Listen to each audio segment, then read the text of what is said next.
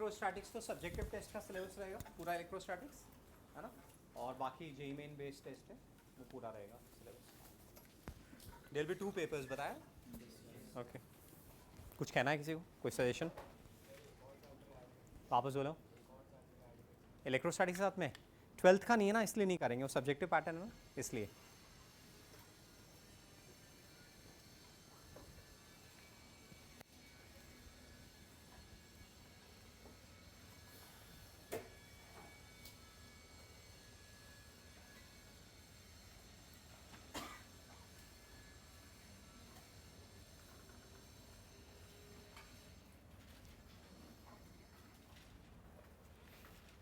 तो जो हमारे पास इनफाइनाइट शीट्स हैं, इनफाइनाइट शीट्स में हम लोग देख रहे हैं 2 कुनाल अपन पॉइंट यूज में ले रहे हैं कि शीट्स का फील्ड, शीट्स पैरेलल है, इनफाइनाइट कंडक्टिंग शीट्स है, तो शीट्स का फील्ड यूनिफॉर्म है और सरफेसेस के parallel either left to right या राइट टू लेफ्ट है, अलग अलग रीजन्स में। सेकंड, मीट के अंदर फील्ड 0 है। तो एक गॉसियन सरफेस ऐसे ली जो दोनों के अंदर टर्मिनेट हो रही है आमने सामने वाली में, और वहाँ से केशव अपन ने प्रूव कर दिया कि डायरेक्टली ऑपोजिट फेसेस पे चार्ज इक्वल एंड ऑपोजिट होगा। ऐसे कितनी प्लेट्स हों जो फेसेस एक दूसरे को आयुष फेस कर रहे हैं, उन पे चार्जेस इक्वल एंड ऑपोजिट होंगे। ये पहला पॉइंट हो गया। फिर हम लोगों ने क्या किया, फिर हम लोगों ने ऐसे x minus x, x dash minus x dash ऐसे मार्क कर दिए। अब बचा फर्स्ट और लास्ट फेस, उस पर सपोज अपन x1 x2 बोला। अब एक शीट ली, उसके अंदर अमन आ गया ना, उसके अंदर फील्ड को 0 करना है, तो उसके अंदर फील्ड को 0 करेंगे तो x, x dash, x minus x, x dash minus x dash, इन सब का कैंसिल हो जाएगा। बस लास्ट x1 और x2 ये बचेंगे, इनका फील्ड कैंसिल हो, उसके लिए x1 x2 बराबर होने चाहिए, ऑपोजिट होने चाहिए। राज्य को बोलना मुझसे बात कर रहे हैं ना, तो वो बराबर होने चाहिए, तो आउटर मोस्ट फेसेस पे चार्जेस इक्वल होंगे। ये हो गया। फिर अपन ने सबका सम किया, सिस्टम आइसोलेटेड है तो उसकी वैल्यू जो होगी सिग्मा क्यू बाई 2 के बराबर होगी। ये कर लिया और उस पर बेस्ड अपन ने कुछ क्वेश्चंस किए। किसी को कुछ कंसर्न है, कुछ पूछना है? अभी तक जो पढ़ाया उसमें कुछ पूछना है? नहीं, बढ़िया पढ़ा रहा हूँ मैं, समझ में आ रहा है? हाँ, ओके। अपन लेते हैं एक और इसमें वेरिएंट जिसमें हम प्लेट को अर्थ करेंगे।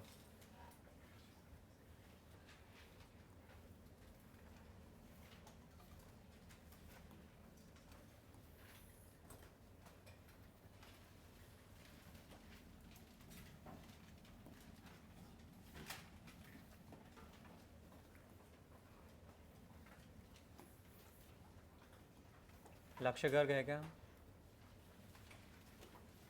रेगुलर आ रहे हो? एव्यांश रेगुलर आ रहे हो? यश आ रहा है रेगुलर? आ रहा है रेगुलर? हाँ, सुबह आ रहा है, नहीं आ रहा? अभी कजिन्स की पार्टी ख़त्म नहीं हुई?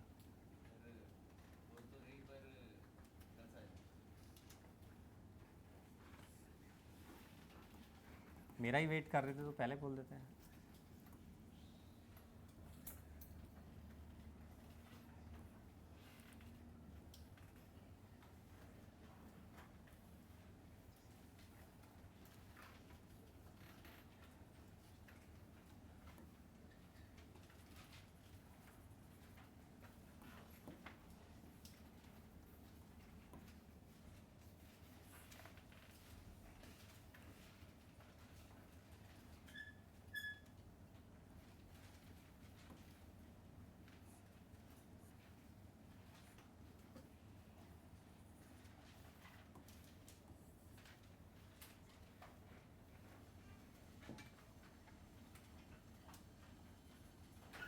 तो ये हमारा सिस्टम है,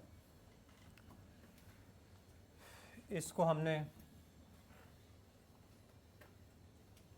सब कुछ मेटालिक प्लेट्स के कॉन्टेक्स्ट में ही है, कंडक्टर्स के कॉन्टेक्स्ट में ही। प्रवांश, प्लेट ए को अपन ने Q1 चार्ज दिया, प्लेट बी को Q2 चार्ज दिया। अभी स्विच ओपन है, तो स्विच ओपन है तो यदि अपन डिस्ट्रीब्यूशन करेंगे तो total divided by 2, outer most faces पे, ये आइसोलेटेड है तो इधर Q1 माइनस दिस,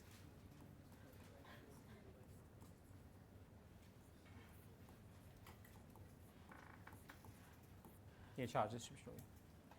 अब जैसे अर्थ करेंगे ना तो ये रिजल्ट अपने को याद रखना है, when one or more plate is oblique are earthed, when one or more plate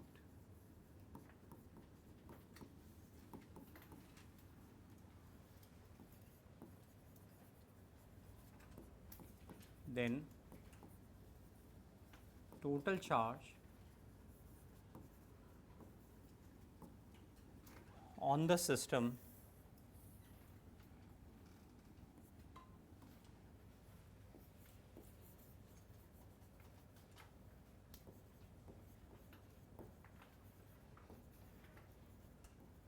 becomes 0.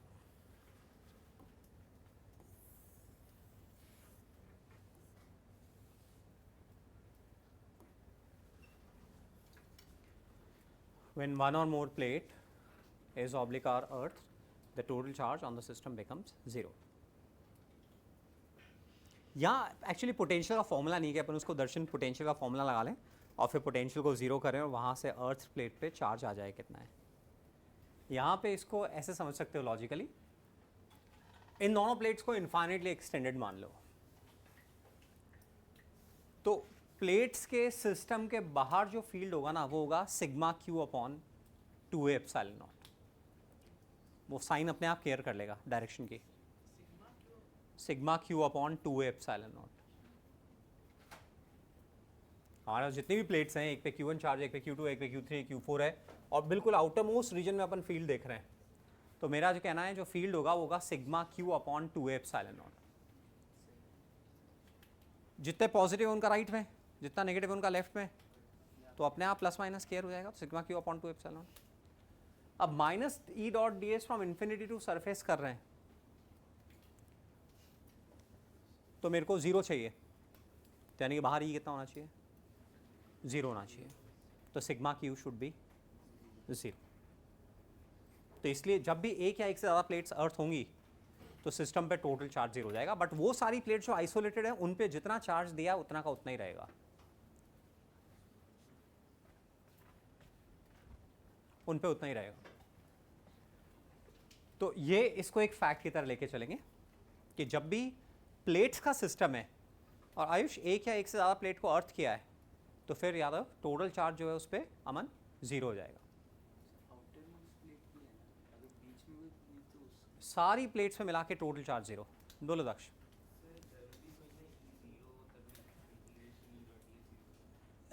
ई 0 है तो ई डॉट डी एस 0 होना ही है। हाँ, बट ये वो फिर एक स्पेसिफिक केस हो जाएगा, कहीं पे नॉर्मल अपन ट्रैवल कर रहे हैं तो ई डॉट डी एस 0, हर जगह अपन तो किसी भी आर्बिट्ररी पाथ से आ रहे हैं, हर पाथ के लिए पोटेंशियल 0 है, तो फिर कैसा भी फील्ड नहीं होना चाहिए। तो इसको एक रिजल्ट की तरह लेंगे कि जब भी एक या एक से ज़्यादा प्लेट्स अर्थ होती है तो टोटल चार्ज कितना हो जाता है, 0 हो जाता है। तो अब हम डिस्ट्रीब्यूशन कर सकते हैं।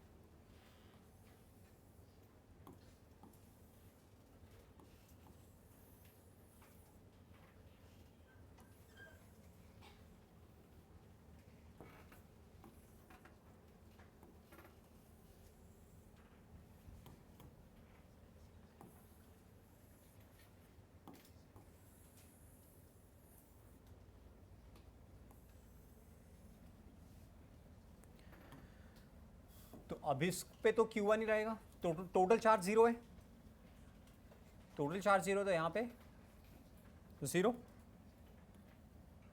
Total divided by 2 outer most faces पे तो यहाँ पे 0, यहाँ पे भी 0। इसको Q1 दिया था तो यहाँ Q1 ही रहेगा, फिर यहाँ पे माइनस Q।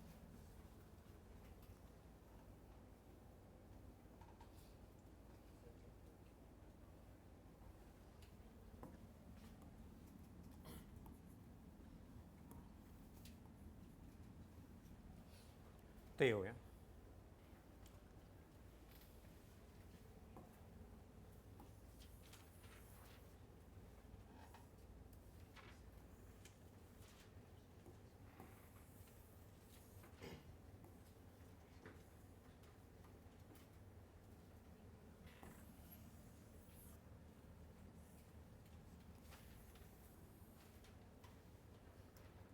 तो कितना चार्ज फ्लो किया?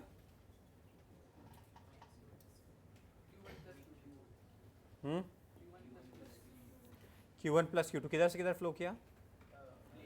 पर जितना भी टोटल चार्ज है सिस्टम पे वो सारा फ्लो कर जाएगा क्योंकि टोटल जीरो होना है इसलिए। तो Q1 प्लस Q2 इस स्विच के थ्रू फ्लो किया है ना, केवल इस स्विच के थ्रू फ्लो किया है, इसका चार्ज इंटैक्ट है। Is it okay? अब दोनों प्लेट्स के बीच में पोटेंशियल डिफरेंस निकालना है, तो VA माइनस VB ED ये कितना है? इसका Q अपॉन 2 एप्सिलॉन, इसका Q upon 2 epsilon, Q1 upon A epsilon. ये इनके बीच का पोटेंशियल डिफरेंस हो गया।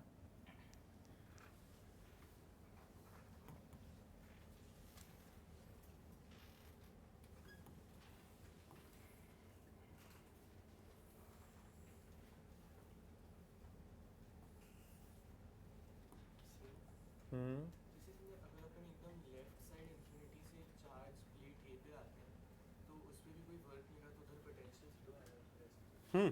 तो इधर जीरो है तो इसके रिस्पेक्ट में तो टोटल चार्ज जीरो है, तो इधर इलेक्ट्रिक फील्ड जीरो है, तो minus E dot D S. हाँ, तो वो थोड़ी डिस्क्रिपेंसी रहेगी बिल्कुल। यदि आप इस साइड से देखोगे तो इस साइड से देखोगे तो इधर माइनस ई डॉट, इधर भी इलेक्ट्रिक फील्ड जीरो है, तो minus E dot D S from infinity to surface, यहाँ पे वोल्टेज जीरो होगा, यहाँ जीरो है, ये स्विच है तो यहाँ पे ज़ीरो है, तो फिर वो डिस्क्रिपेंसी नज़र आएगी। तो एक्चुअली इसको इधर से देखना है, ऐसे गड़बड़ होगा, उस साइड से देखेंगे तो गड़बड़ होगा फिर।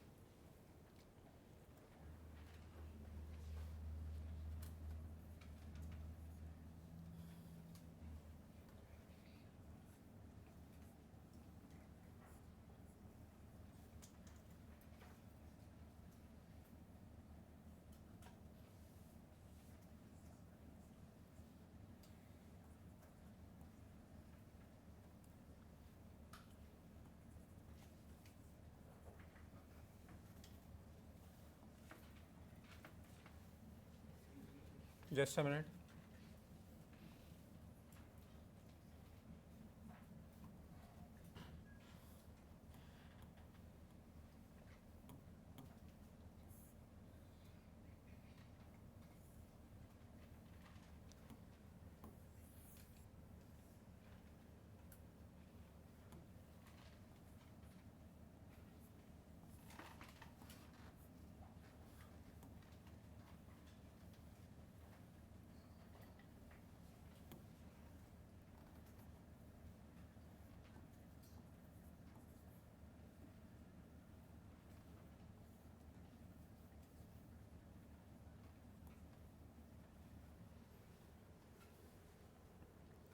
ऐसे ये सिस्टम है,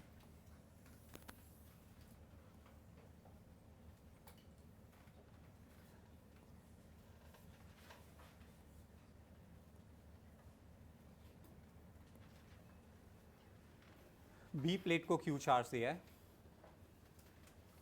ए और सी को कोई चार्ज नहीं दिया है। हम कह रहे हैं only S1 is closed.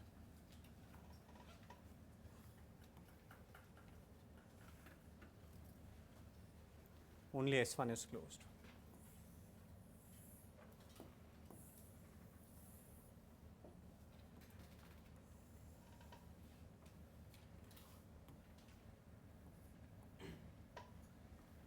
S1 को क्लोज किया।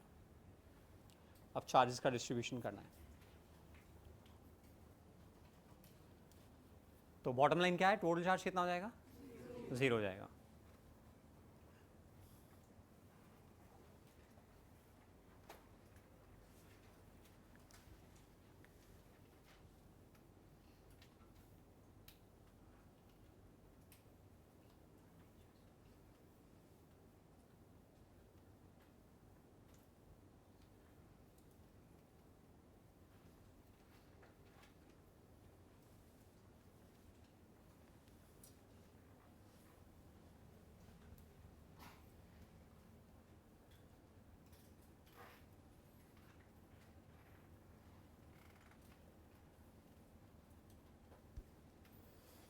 तो टोटल चार्ज 0 है तो आउटर मोस्ट फेसेस पे 0,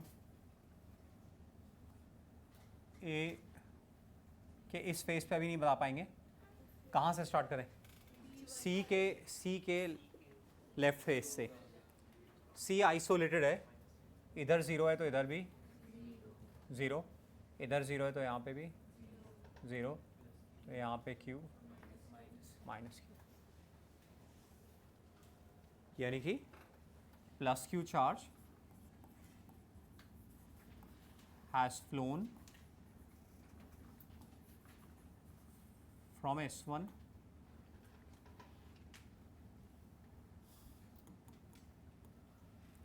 फ्लोन थ्रू S1, किधर से किधर, A to earth.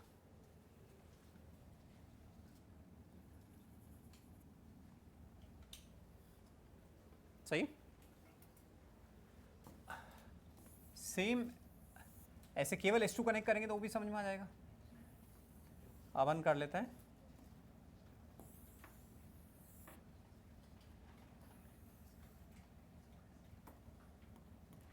both S1 and S2 are closed.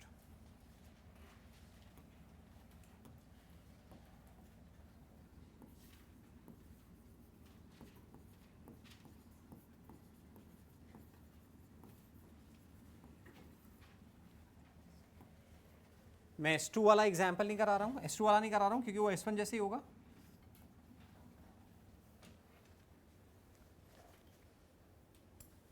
Both S1 and S2 are closed.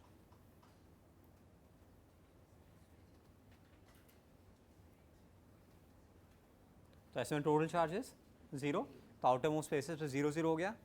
अब आपको देखना है कैसे करें। केशव डन क्या क्या आया, लेफ्ट से बोलते जाना, लेफ्ट से,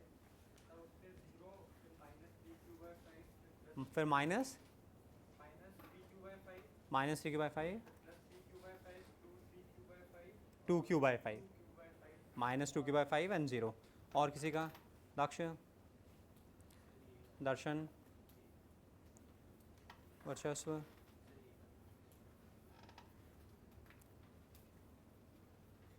तनेश, वंश का है,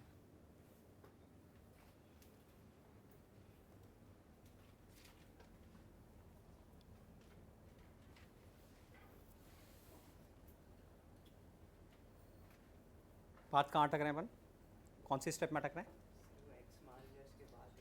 ओ, पिछले वाली प्रॉब्लम कितनी बार करी थी सॉल्व?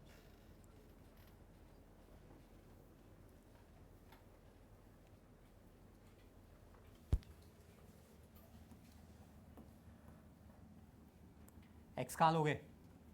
अभी अमीशी यहाँ तो अपन लिख पा रहे हैं 0, इसमें वो कॉन्सेप्ट काम आ रहा है कि टोटल चार्ज 0 होगा। इसका लॉजिक आए नहीं आए, बट रिजल्ट ध्यान रखना है। लॉजिक के चक्कर में हम रिजल्ट भी मिस कर दें, रिजल्ट ध्यान रखना है एज इट इज कि टोटल चार्ज 0 होगा हर हालत में, है ना। तो इसलिए आउटर मोस्ट स्पेसेस पे 0। अब इधर इसलिए नहीं लिख पा रहे क्योंकि आइसोलेटेड नहीं है ना, इधर लिख पा रहे हैं क्योंकि आइसोलेटेड नहीं है। इसको क्यू दिया है, ये एज इट इज क्यू रहेगा। तो मनन इधर एक्स मान लिया, इधर क्यू माइनस एक्स मान लिया, तो इधर माइनस एक्स हो गया, इधर minus Q minus x. Electric field इधर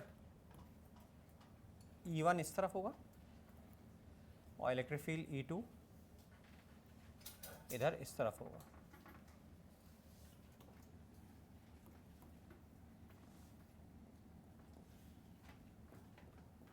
और क्योंकि बी और ए और सी दोनों अर्थ हैं तो दोनों का पोटेंशियल 0 है। That means Parth VB minus VA बराबर VB माइनस VC। तो ये कंडीशन आपने को आइडेंटिफाई करनी है कि VB minus VA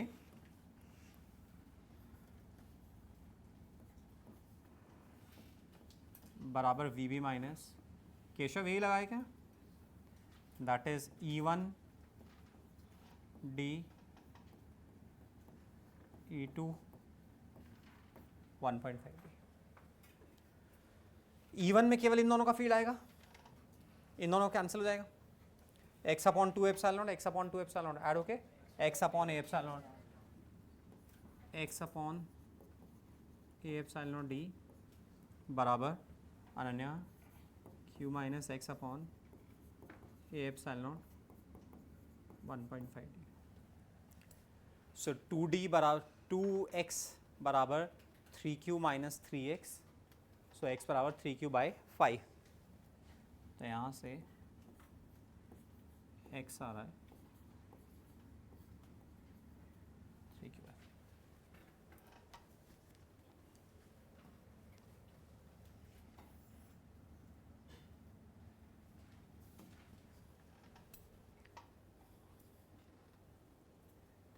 clear dealing? Okay.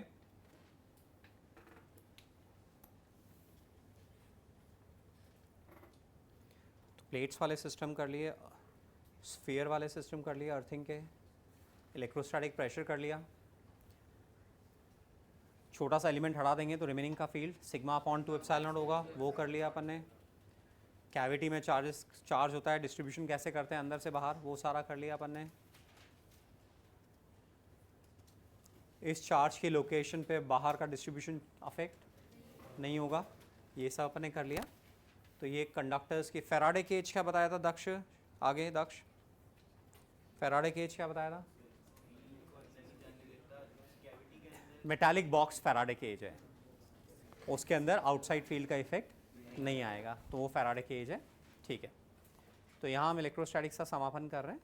Level और एग्जाम्पल्स के थ्रू रेस करते रहेंगे, क्वेश्चंस के थ्रू रेस करते रहेंगे।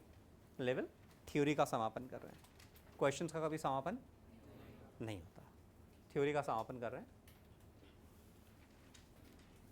ठीक है, ग्रेविटेशन डालो गाड़ी, क्या ना?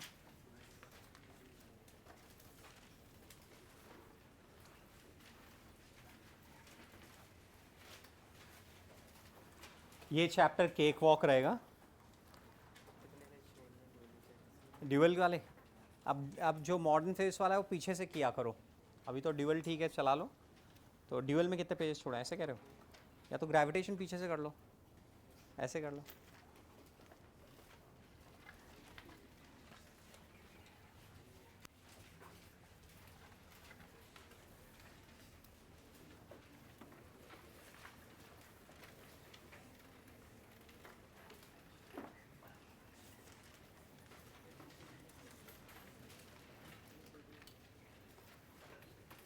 So I am gravitating towards something. I am gravitating towards something. That means I am getting attracted by something. तो अट्रैक्शन की जगह हम फिजिक्स वालों को क्या यूज में लेना चाहिए? ग्रेविटेटिंग, ग्रेविटेशन, ग्रेविटेट, ग्रेविटेट होना, अट्रैक्ट होना। ठीक है ना? तो ग्रेविटेट वर्ड एक अच्छा वर्ड है जिसको अट्रैक्शन के सब्स्टिट्यूशन की फॉर्म में अपन यूज में प्रखर ले सकते हैं। कुछ और तो ध्यान नहीं आ गया तुम्हें? नहीं? ठीक है। और सो gravitation,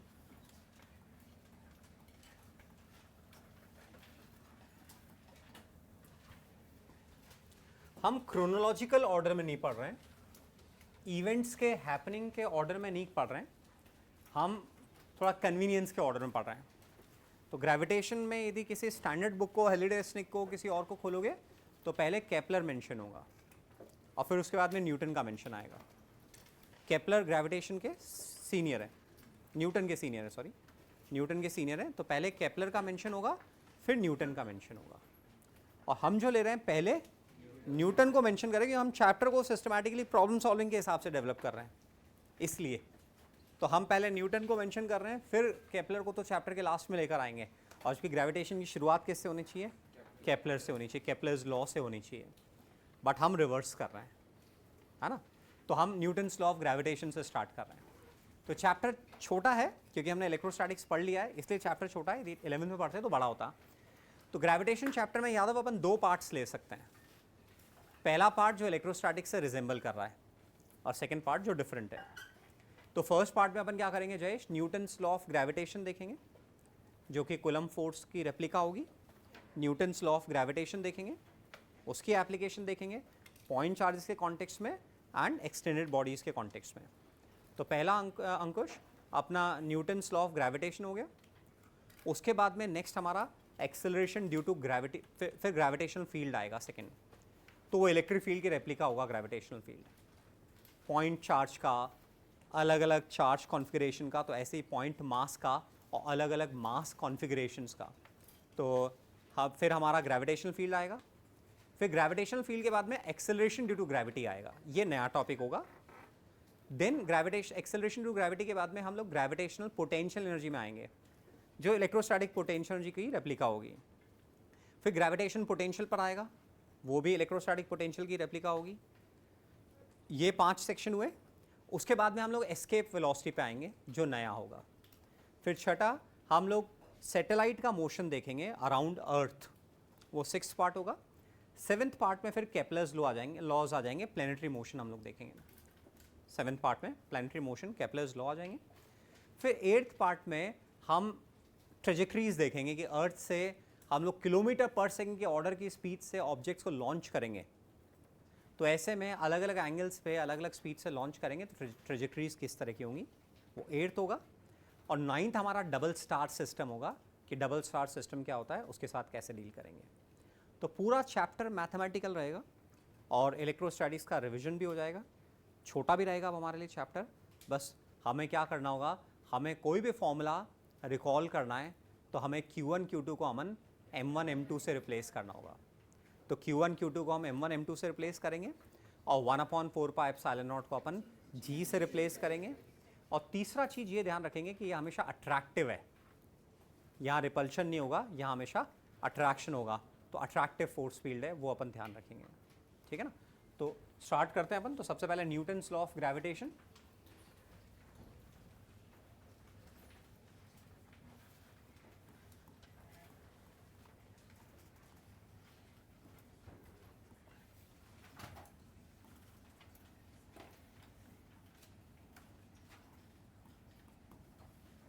Newton's law of gravitation.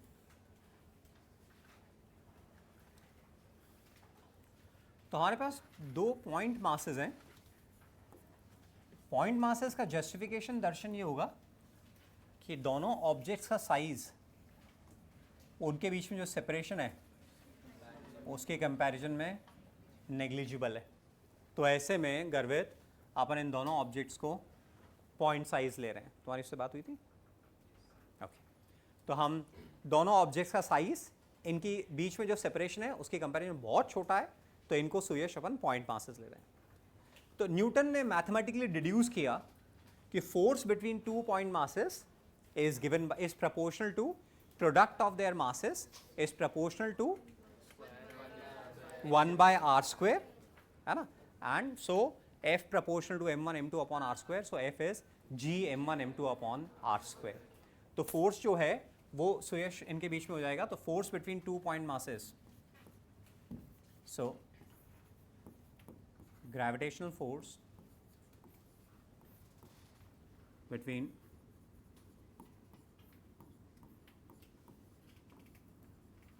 2 point masses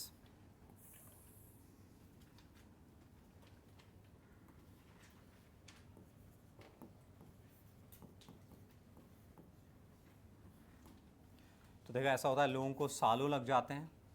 अब पूरी ह्यूमन काइंड में, पूरी ह्यूमन हिस्ट्री में कोई एक जना लॉ डिड्यूस करता है और हम उसको 2 मिनट में से पास ऑन कर देते हैं। Newton's law, gravitational force between 2 point masses given by this. इसमें कितने सालों लग गए होंगे एक्सपेरिमेंटर को, और इतने लोगों में से किसी एक ने इस लॉ को निकाला। हमें ना कितना कैजुअली हम चला देते हैं, F is g m1 m2 upon r², चलो आगे चलो, ठीक है ना।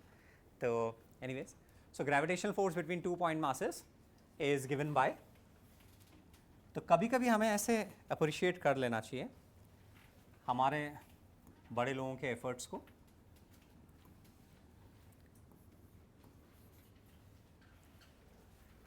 तो हमारे इंडियन कल्चर में तो इसके लिए एक ट्रेडिशन है, किसी ध्यान है वो ट्रेडिशन क्या है?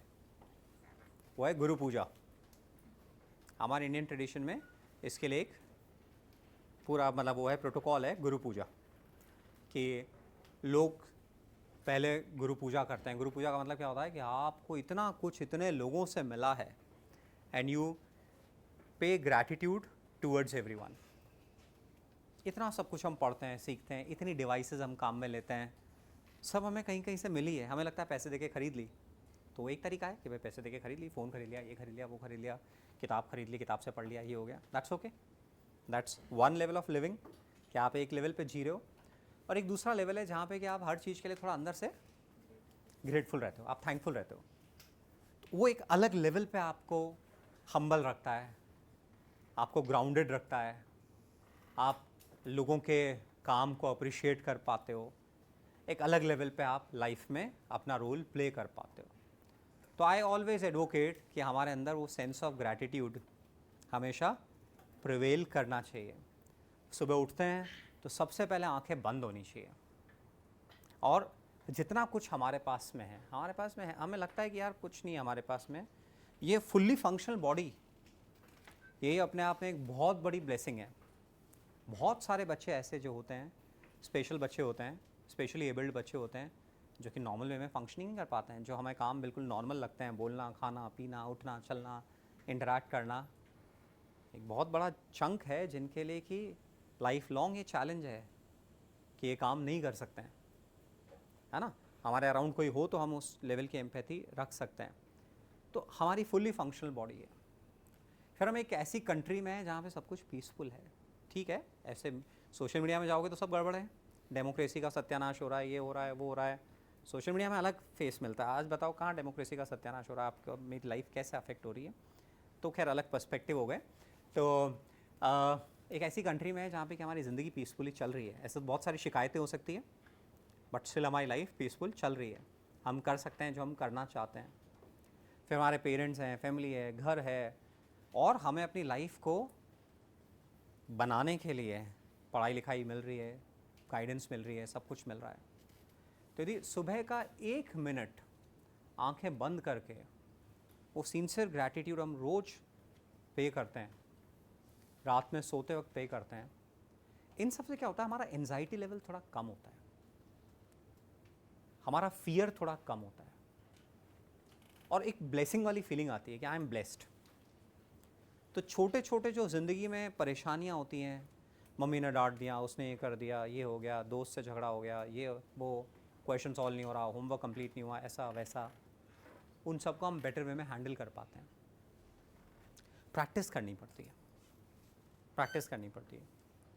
तो आप जितने भी लाइफ कोचेस से मिलोगे, आप स्पिरिचुअल लोगों से, स्पिरिचुअल लीडर्स से मिलोगे, किसी से मिलोगे, सब कहेंगे भैया ग्रैटिट्यूड प्रैक्टिस करनी है। मेक इट अ पॉइंट कि आपको रोज़ ग्रैटिट्यूड प्रैक्टिस करनी है। सच एन एम्पावरिंग टूल ना, जो आपको इतना ग्राउंड कर सकता है, इतना शांत कर सकता है, आपके फियर को इतना कम कर सकता है, और आपके अंदर इतनी पॉजिटिविटी ला सकता है कि मेरे पास ऑलरेडी इतना कुछ है। आप फील करोगे मेरे पास इतना ऑलरेडी कुछ है, तो पढ़ाई लिखाई और जो भी आप करना चाहते हो और सेंसिबली कर पाओगे। मैंने शायद आपको एक स्टोरी सुनाई हो कि मतलब सड़क पे जाते हुए बच्चे, सड़क पे मान लो रैक पिकर्स होते हैं, है ना, कचरा उठाते हैं, और हम उन बच्चों के लिए अभी कुछ नहीं कर सकते, आप उन बच्चों के लिए अभी डायरेक्टली कुछ नहीं कर सकते हो। यदि आपको लगे कि यार कितने अंडर प्रिविलेज लोग हैं और हम कुछ नहीं कर पा रहे हैं, आप बहुत कुछ कर सकते हो। जो आपको फैसिलिटी मिल रही है, यदि आपको उसको ठीक तरह से यूटिलाइज़ करते हो, आप एक अल्टीमेट लेवल पे ग्रो करते हो, तो ऐसे ढेरों लोगों की ज़िंदगी में आप पॉजिटिव चेंजेस लेकर आ पाओगे। क्या मालूम आप में से कौन बच्चा आज के 7-8 साल बाद किसी डिस्ट्रिक्ट का कलेक्टर हो। एक कलेक्टर मतलब 10-15 लाख लोगों की ज़िंदगी को डायरेक्टली इन्फ्लुएंस करने की एबिलिटी। आप में से कोई बच्चा कोई अपना स्टार्टअप रन कर रहा हो, कुछ और रन कर रहा हो, तो जो हमारे पास है हम उसको कितना अच्छी तरह से यूज़ में ले पाते हैं। तो ग्रैटिट्यूड वाली फीलिंग क्या है, उसके लिए हम मिसयूज़ करने से बचते हैं। हमारे पेरेंट्स के लिए हम ग्रेटफुल हैं, तो फिर मिसयूज़ करने से बचते हैं, डिसरिस्पेक्ट करने से बचते हैं। We have differences, life long रहेंगे। जिस भी रिलेशनशिप में आप हो, डिफरेंसेस लाइफ लॉन्ग रहेंगे। दो इंसान एक ही तरह से सोचने वाले बनाए ही नहीं है भगवान ने, बनते ही नहीं है कि दो लोग एक साथ एक जैसे सोचें, चाहे आपके पेरेंट्स हो, चाहे आपके ब्रदर सिस्टर हो, कोई भी हो, फ्रेंड्स हो, कुछ भी हो। डिफरेंट होंगे ही, तो डिफरेंसेस हमेशा रहेंगे, बट उन डिफरेंसेस के साथ में हम ग्रेसफुली रहना समझ जाते हैं, तो हमारी लाइफ की क्वालिटी बेटर हो जाती है। जो कुछ हमारे पास में है उसमें लाइफ की क्वालिटी बेटर हो जाती है, हम अच्छा पढ़ पाते हैं, हम अच्छी चीज़ें कर पाते हैं, हमारी इंटीरियोरिटी बहुत बेटर सेटल्ड रहती है। और हमारी इंटीरियोरिटी जितनी सेटल्ड होगी, हम बाहर एक्सटीरियर वर्ल्ड में उतना ही बेटर काम कर पाएंगे। हमारी इंटीरियोरिटी जितनी डिस्टर्ब होगी, बाहर उतना ही अकस्मात काम होगा, बाय चांस काम होगा, कभी सही हो जाएगा कभी नहीं होगा, मूड डिपेंडेंट काम होगा, सर्कमस्टांसेस डिपेंडेंट काम होगा। तो ग्रैटिट्यूड इसलिए एक बहुत ही पावरफुल टूल है कि हम रात में सोते वक्त, सुबह उठते वक्त अपनी ब्लेसिंग्स को काउंट करें। कहते हैं ना काउंट योर ब्लेसिंग्स, तो काउंट योर ब्लेसिंग्स का मतलब ये होता है जो कुछ हमारे पास है उसके लिए हम थोड़ा थैंकफुल फील कर रहे हैं। सो ग्रेविटेशन, ग्रैटिट्यूड, है ना। सो ग्रेविटेशन कहाँ से बात आई थी? बात यहाँ से आई थी कि भैया हम इतने बड़े बड़े लॉज को ऐसे 2-2 मिनट में निकाल देते हैं, तो वी आर ग्रेटफुल कि हमारी थ्योरी डेवलप्ड है और हम उसको यूज़ में ले रहे हैं। तो gravitational force between 2 point masses is given by, तो हम वेक्टोरियली लिखते लेते हैं। आर वेक्टर हमेशा किधर से किधर लेते हैं हम लोग? सोर्स से टारगेट की तरफ, सोर्स से टारगेट की तरफ। तो मान लो M2 पे फोर्स देख रहे हैं, तो सोर्स से टारगेट की तरफ, तो आर वेक्टर इधर आएगा। एंड ये जो पॉइंट मासेस में इलेक्ट्रोस्टैटिक फोर्स था वो लाइन जॉइनिंग के अलोंग था, ऐसी ग्रेविटेशनल फोर्स भी अलोंग द लाइन जॉइनिंग है और अट्रैक्टिव है। तो M2 पे जो वंश फोर्स लगेगा वो टूवर्ड्स M1 लगेगा, वंश M2 पे जो फोर्स लगेगा टूवर्ड्स M1 लगेगा। तो ये सोर्स पॉइंट है, ये टारगेट पॉइंट है। आर वेक्टर सोर्स से टारगेट की तरफ है, बट जो फोर्स लग रहा है वो किधर की तरफ लग रहा है? सोर्स की तरफ लग रहा है, आर वेक्टर के ऑपोजिट लग रहा है। तो क्या आएगा? माइनस आर कैप आएगा। तो एफ वेक्टर इज, हम बिना सब्सक्रिप्ट लिख रहे हैं, G M1 M2 upon are square minus are cap. तो आर कैप के बारे में हमें जब मालूम है अनन्या कि वो होता है सोर्स से टारगेट की तरफ, और माइनस आर कैप मतलब कि टारगेट से सोर्स की तरफ फोर्स लगेगा, मतलब अट्रैक्टिव फोर्स होगा। और ये अपने आप इंप्लाई कर रहा है कि ये फोर्स लाइन जॉइनिंग के अलॉन्ग होगा, तो उसे अलग से लिखने की जरूरत नहीं है, लाइन जॉइनिंग के अलॉन्ग होगा। यदि मैं केवल मैग्नीट्यूड लिखना है तो Gm1 M2 upon are square. तो ये आर वेक्टर वाला फंडा दर्शन केवल कब काम आएगा? जब वेक्टोरियली हमसे कुछ पूछा है तो फिर आर वेक्टर वाला आएगा, अदरवाइज तो हम मैग्नीट्यूड से करेंगे Gm1 M2 upon are square. तो ये हो गया। और जो G की वैल्यू है, यूनिवर्सल ग्रेविटेशनल कांस्टेंट है 6.67 इंटू 10⁻11। यूनिट्स याद रखने की जरूरत नहीं है, newton metre square upon kg square.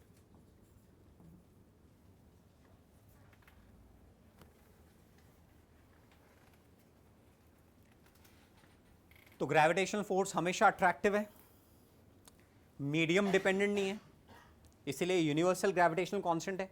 जबकि जो k था 1/4πε0 वो मीडियम डिपेंडेंट था, तो ये मीडियम डिपेंडेंट नहीं है, इसीलिए यूनिवर्सल ग्रेविटेशनल कांस्टेंट बोल रहे हैं 6.67 इंटू 10⁻11। मीडियम डिपेंडेंट नहीं है, लाइन जॉइनिंग के अलॉन्ग है, हमेशा अट्रैक्टिव है ना। एक्सटेंडेड बॉडीज के लिए हम ये फॉर्मूला अप्लाई नहीं कर सकते, केवल तब अप्लाई कर सकते हैं जबकि एक्सटेंडेड बॉडीज की डायमेंशन बहुत छोटी है। हाँ, यदि स्फेरिकली सिमेट्रिक मास डिस्ट्रीब्यूशन है, हाँ, तो for spherically symmetric mass distribution we can assume the entire mass to be at the centre, और हम Gm1 M2 upon are square लगा सकते हैं। तो मान लीजिए हमारे पास में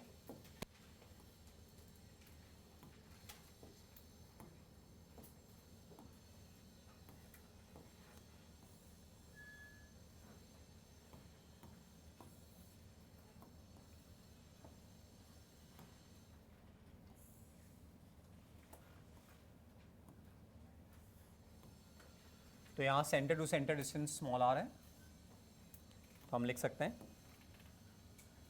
जो फोर्स होगा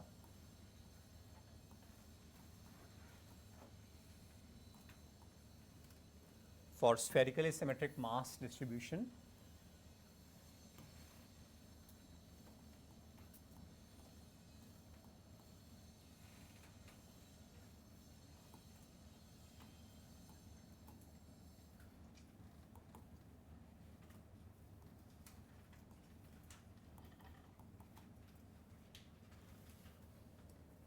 the entire mass can be assumed to be located at the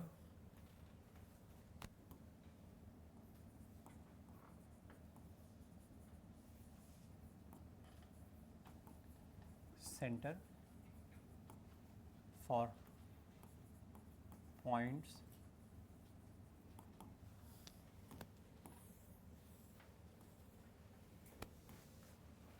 outside the distribution. Outside point पे यदि हम कोई इफेक्ट निकाल रहे हैं, चाहे वो फोर्स का है, चाहे वो फील्ड का है, चाहे वो एनर्जी का है, उसके लिए सारा मास हम लोग सेंटर पे ले सकते हैं. सेंटर ऑफ मास का कोई कॉन्सेप्ट नहीं है ग्रेविटेशन में. सेंटर ऑफ मास का कोई कॉन्सेप्ट नहीं है. फॉर एग्जांपल अपने को जैसे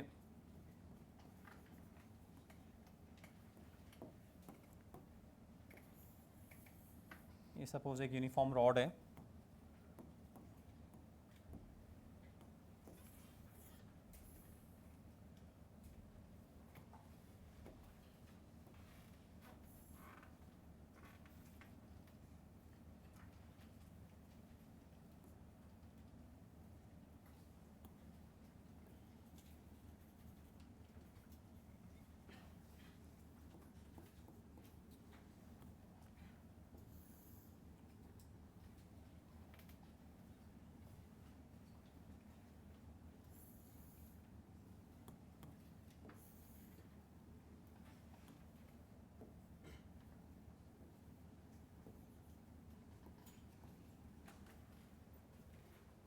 मान लो उनके बीच में फोर्स निकालना है. Force between point mass and uniform rod. Force between point mass and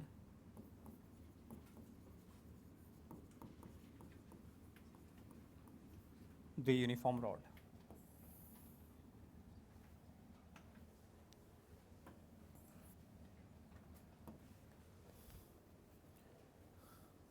तो यहाँ सेंटर ऑफ मास का कॉन्सेप्ट नहीं आएगा श्रेयस, कि अपन रॉड का सारा मास उसके सेंटर पे ले लें.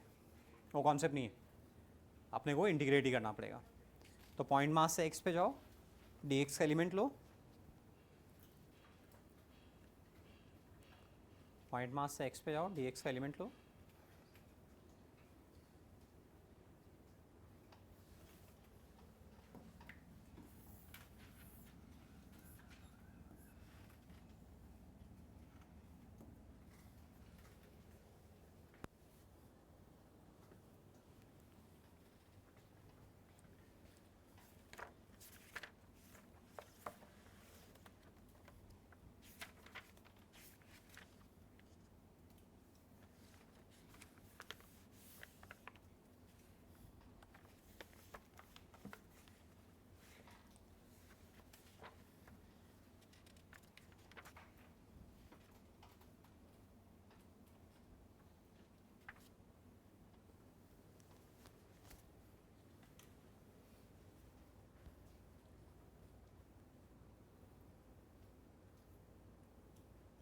कितना है?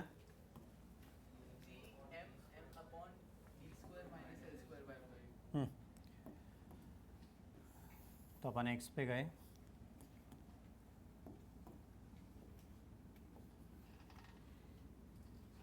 और डी एक्स का एलिमेंट ले लिया,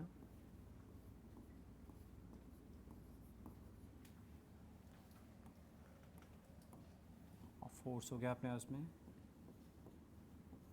जी M by L D X, G M1 M2 upon X square. ऐसे यश व्यांश जितने भी एलिमेंट लेंगे सब पे फोर्स टूवर्ड्स लेफ्ट आएगा. तो वन डायमेंशनल सिचुएशन है, इसलिए मैग्नीट्यूड्स को ऐड कर लेंगे, कंपोनेंट्स करने की ज़रूरत नहीं है. एक्स कहाँ से कहाँ तक वेरी करेगा? d minus L by two से d plus L by two. D centre से d minus L by two से d plus L by two. तो 1/x स्क्वायर का इंटीग्रेशन -1 अपॉन एक्स आया. लिमिट्स इंटरचेंज कर दिया अपन ने, g capital M small m upon l. 1/x आया तो वो हो गया 1 upon d minus 1 upon d plus यहाँ फोर्स आ गया. तो ये फोर्स आ रहा है GMM upon D into D plus L, D plus L by two, तो D minus L by two, ठीक है। तो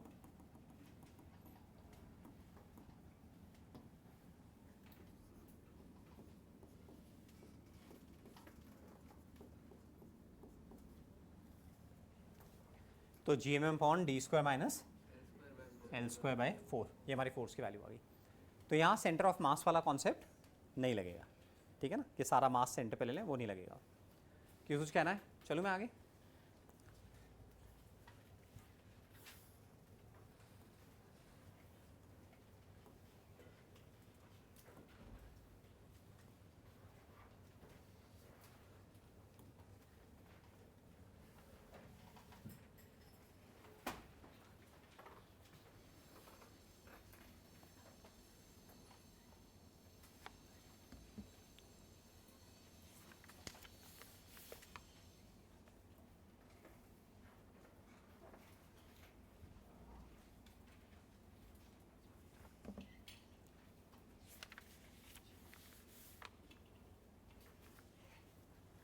So next, coming to gravitational field strength.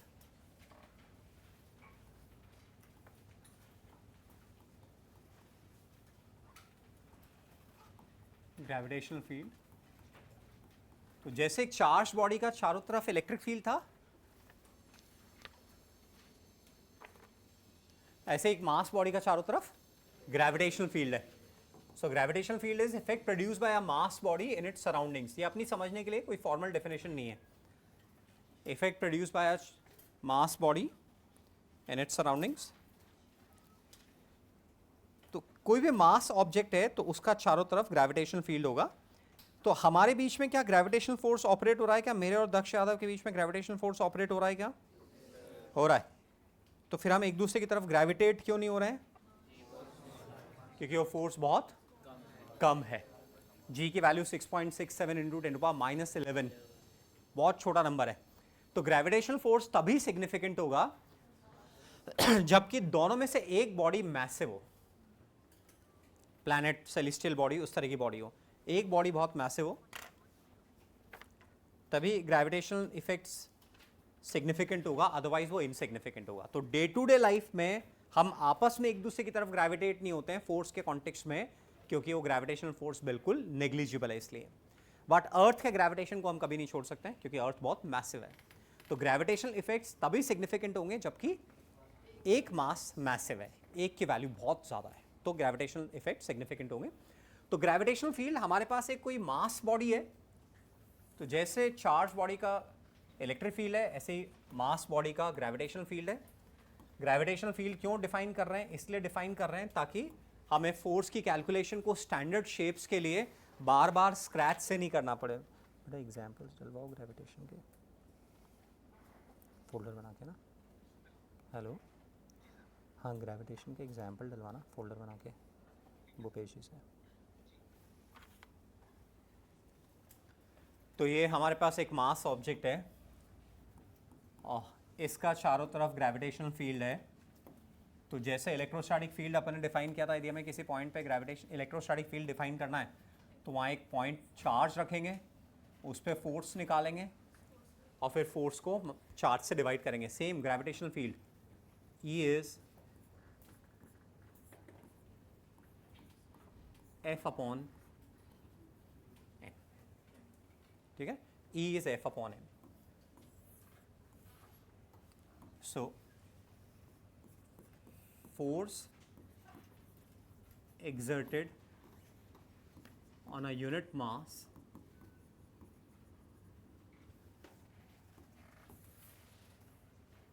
at a point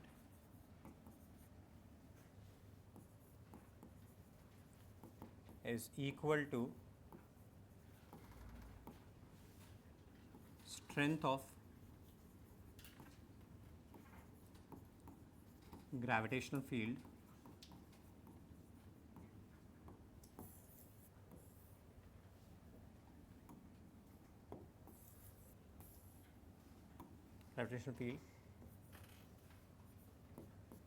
at that point। किसका gravitational field? किसी और body का gravitational field. तो किसी पॉइंट पे ग्रेविटेशन फील्ड चाहिए तो वहाँ यूनिट मास रखें, उस पर फोर्स कैलकुलेट करें, दैट इज ग्रेविटेशन फील्ड। अब यहाँ पे इलेक्ट्रोस्टैटिक से एक डिफरेंस आ रहा है। पार्थ, क्या डिफरेंस आ रहा है? इस डेफिनेशन में कुछ डिफरेंस आ रहा है? क्या आ रहा है? हमने limit Q approaches to zero नहीं किया है। क्यों नहीं कर रहे व्यांश यश यहाँ पे limit Q approaches to zero? वहाँ क्यों करते थे वर्चस्व?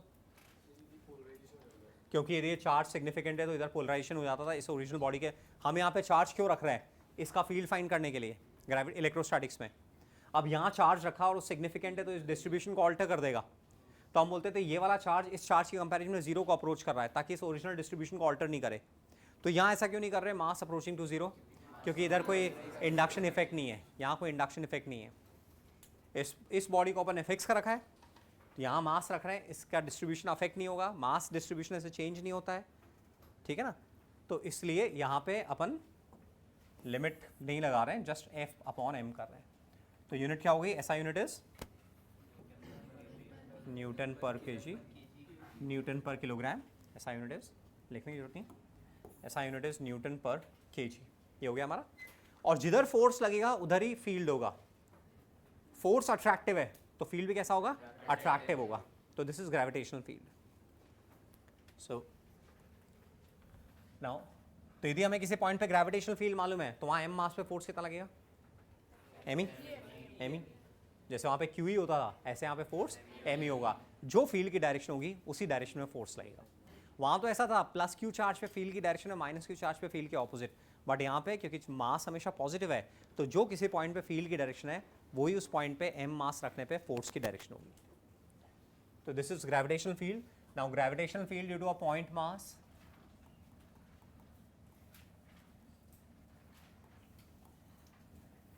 तो अब हम क्या करते हैं, ग्रेविटेशनल फील्ड हमें लिखना है तो हम अलग अलग डिस्ट्रीब्यूशंस का एक साथ लिख लेते हैं।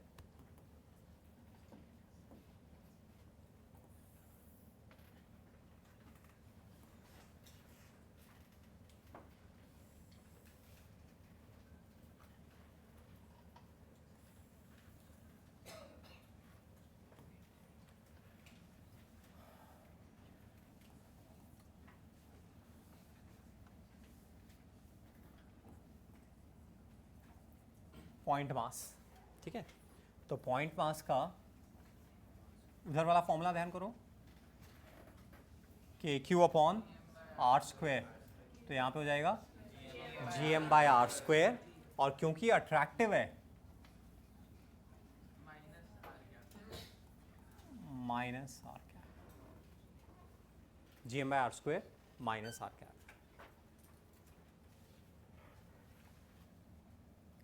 पॉइंट मास, तो ये मास है और इससे p दूरी, इससे r दूरी पे p पॉइंट है। तो gravitational field is G M upon are square minus are cap. तो इस फील्ड का ग्राफ देखेंगे तुम्हें दिख रहा है फील्ड का मैग्नीट्यूड 1 बाय आर स्क्वायर के साथ में वेरी करेगा, यानी कि ग्राफ इस तरह का पैराबोलिक नहीं, 1 बाय हाइपरबोलिक भी नहीं, 1 बाय आर स्क्वायर जस्ट। हाँ तो इसका डायमेंशन और एक्सेलरेशन डायमेंशन एक ही है, बिल्कुल ऐसा होता है। Torque newton metre, joule newton metre.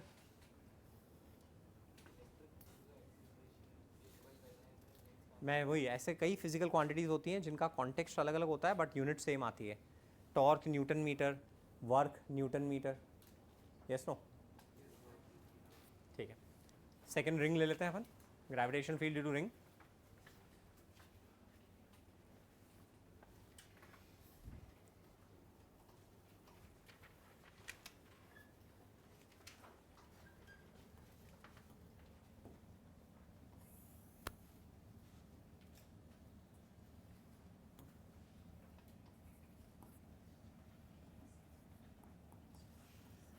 Ring कैसी है? सर्कुलर रिंग और मास uniformly distributed.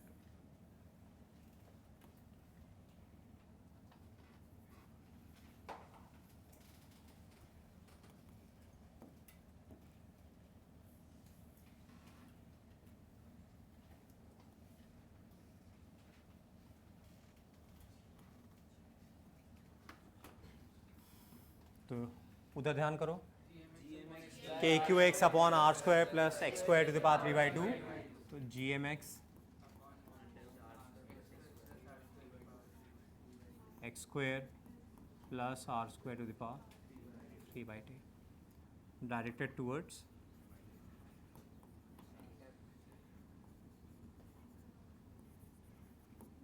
the center of the ring. इससे माइनस लगा दो या फिर directed towards the centre of the ring. तो कहाँ पे मैक्सिमा आता है? r/√2 पे।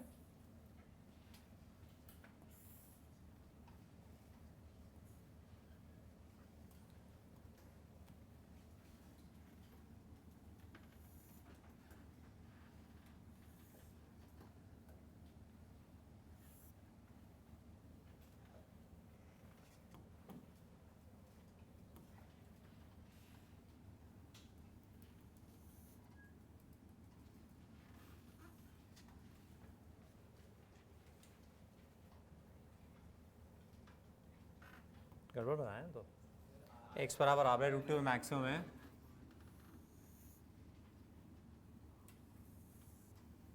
ये हम मैग्नीट्यूड प्लॉट कर रहे हैं, देखो ध्यान रखना। डायरेक्शन वाइज प्लॉट करेंगे तो ये वाला नेगेटिव में जाएगा और ये वाला पॉजिटिव में जाएगा। ठीक है, तो मैंने ऊपर मैग्नीट्यूड लिख दिया इसलिए।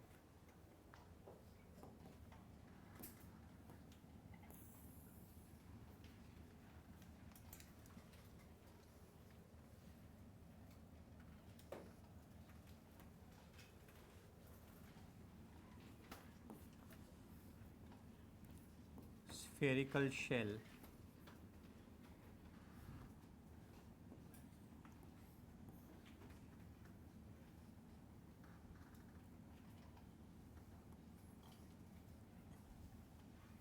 तो स्फेरिकल शेल में एक पॉइंट अंदर हो गया और एक पॉइंट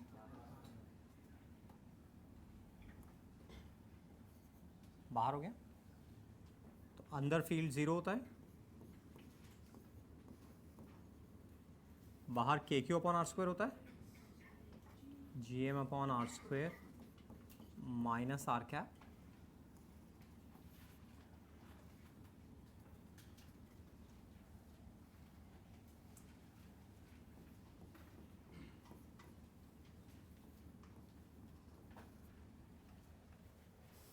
फील्ड में एब्रप्ट चेंज आ रहा है क्योंकि थिन सरफेस है, इसलिए फील्ड में एब्रप्ट चेंज आ रहा है।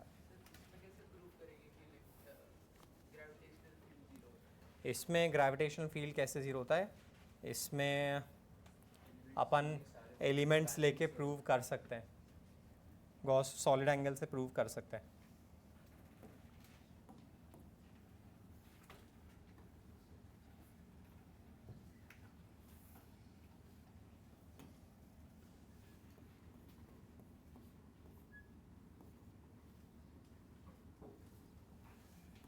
पहले 0 है,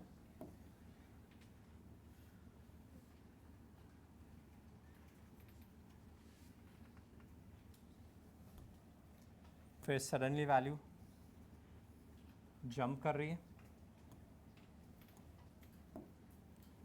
फिर बाहर 1/r² के साथ में।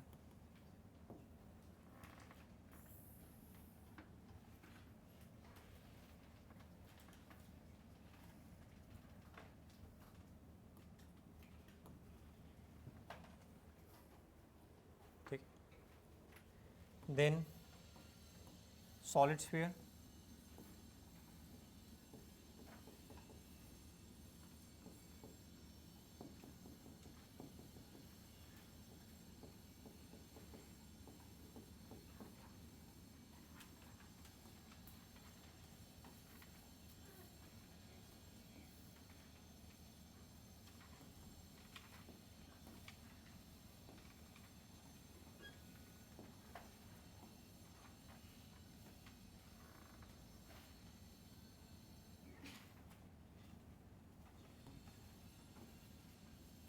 अंदर के क्यू एक्स अपॉन r³ के क्यू, तो जी एम एक्स के r upon r q with negative sign. एक और फॉर्मूला क्या था, rho are upon 3 epsilon naught. Rough में उसको कन्वर्ट करो और देखो क्या आएगा। Rho are upon 3 epsilon naught को 1 अपॉन एप्सिलॉन नॉट को क्या लिखोगे, ओरली करना चाहो ओरली कर लो, मन में रखना 1/4 पाई एप्सिलॉन नॉट इज जी, तो 1 अपॉन एप्सिलॉन नॉट क्या हो जाएगा 4 पाई जी, 4 पाई जी, तो rho are upon 3 epsilon naught 4 pi G rho are upon 3, तो ये हो जाएगा -4/3 pi rho G r vector.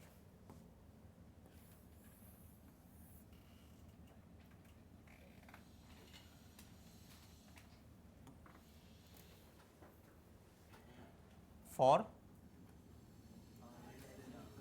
Are s and outside points के लिए k q upon are square G M by are square minus are cap. तो यहां मनन जो field का वेरिएशन रहेगा, अंदर डायरेक्ट प्रोपोर्शनलिटी और बाहर 1/r² के साथ में।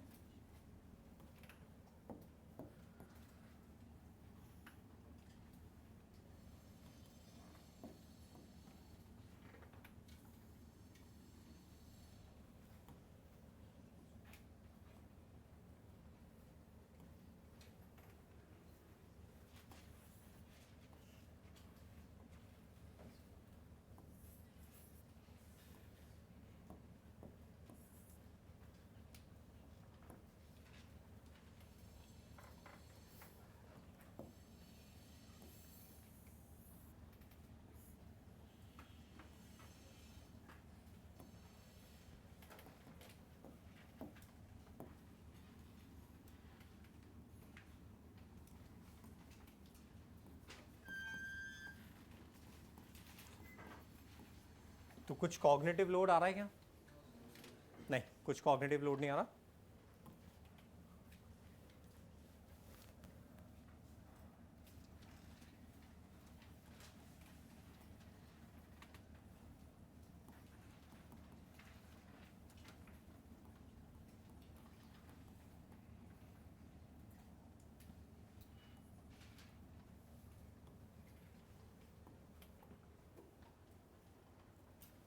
So gravitational field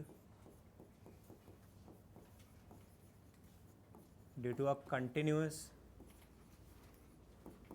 mass distribution is, हम कैसे निकालेंगे इन जनरल, छोटे छोटे एलिमेंट्स में डिवाइड करके। सो जी dm by r square minus r cap integration।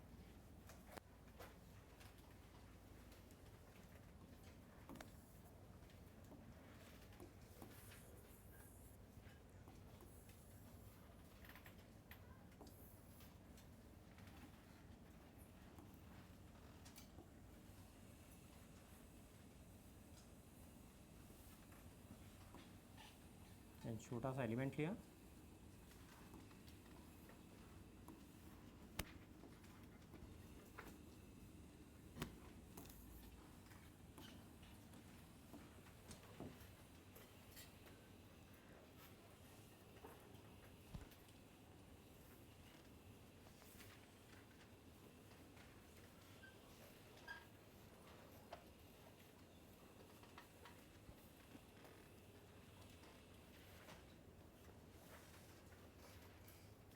हम चले आगे। यश नींद आ रही क्या, आर यू ओके? अभी मान लो जैसे मुझे ग्रेविटेशन फील्ड डिस्क निकालना है,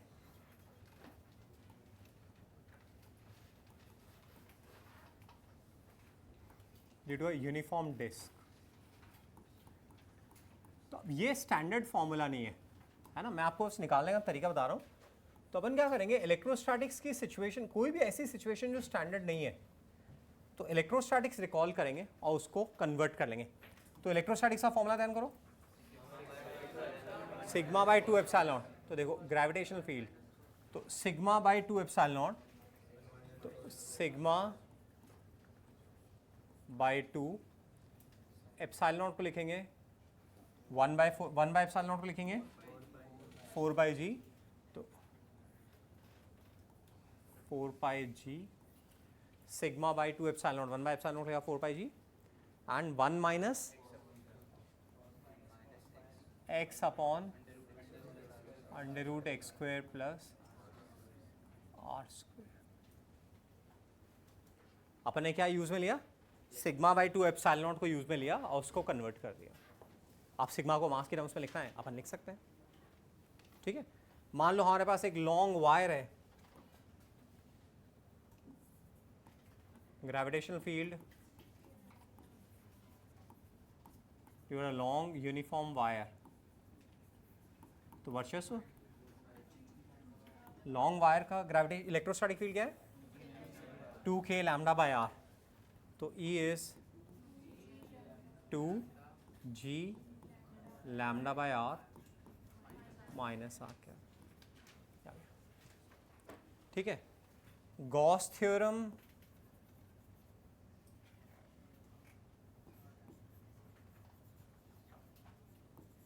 इक्विवेलेंट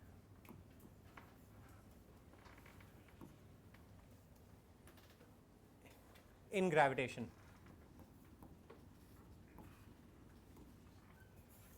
बनाने की कोशिश करो। तो जैसे ग्रेविटेशन इलेक्ट्रोस्टैटिक फील्ड लाइंस होती है, ऐसे ग्रेविटेशन फील्ड लाइंस हो जाएंगी, सेम प्रॉपर्टीज, है ना। बस ये इनका ओरिजिनेशन पॉइंट कहां पर होगा, क्योंकि मास को रिलेट करना है नेगेटिव चार्ज से, मास को रिलेट करना है नेगेटिव चार्ज से, तो हमारे पास केवल नेगेटिव पार्टिकल्स हैं, तो यानी कि फील्ड लाइंस आएगी कहाँ से, इन्फिनिटी से आएंगी। तो ग्रेविटेशनल फील्ड लाइंस इन्फिनिटी से आएंगी और मासेस पे टर्मिनेट होंगी, बाकी सब वही प्रॉपर्टीज रहेंगे। और ग्रेविटेशनल फील्ड से ग्रेविटेशनल फ्लक्स आ जाएगा, E dot d integration gravitational flux आ जाएगा। तो कैसे करें, गॉस थ्योरम क्या लिखें, integration E dot d A with circle, q enclose की जगह मास एनक्लोज्ड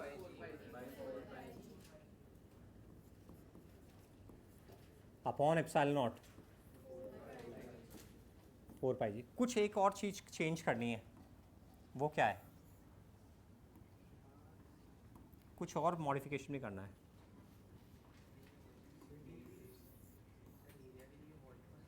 नहीं, फ्लक्स तो सरफेस में से हुआ, कुछ और चेंज भी करना है, वो क्या करना है, नेगेटिव साइन, क्योंकि चार्ज कैसा है, नेगेटिव, तो नेगेटिव साइन।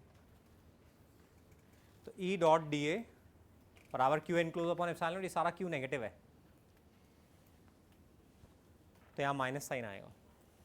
फील्ड लाइन्स हमेशा सारी अंदर की तरफ आएंगी, फील्ड लाइन सारी अंदर की तरफ आएंगी, तो फ्लक्स कैसा आएगा, ये LHS जो है ये नेगेटिव आएगा, LHS दक्ष नेगेटिव आएगा, इसलिए यहाँ पे माइनस साइन लगेगा, because field lines are inward. क्या लिखेंगे, फील्ड लाइन्स आर, या इनवर्ट नहीं लिखे, जस्ट अट्रैक्टिव फोर्स फील्ड है इसलिए माइनस साइन आ रहा है। फील्ड लाइन्स मास की तरफ होगी, फ्लक्स नेगेटिव होगा, air flux would be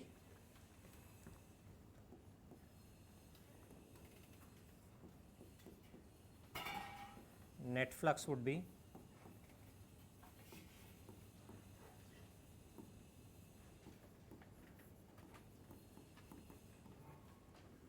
negative.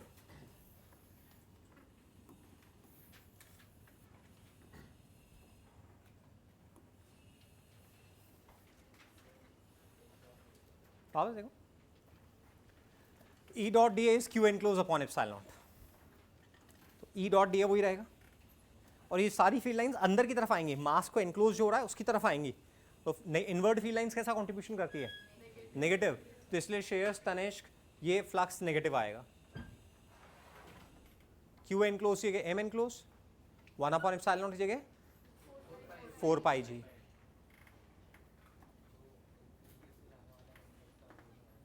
Sorry, हाँ वो क्या है, हाँ तो पॉइंट मास की जो फील्ड लाइंस है, जैसे एक आइसोलेटेड पॉइंट मास ले लें, तो एक आइसोलेटेड पॉइंट मास की जो फील्ड लाइंस होंगी, बच्चों से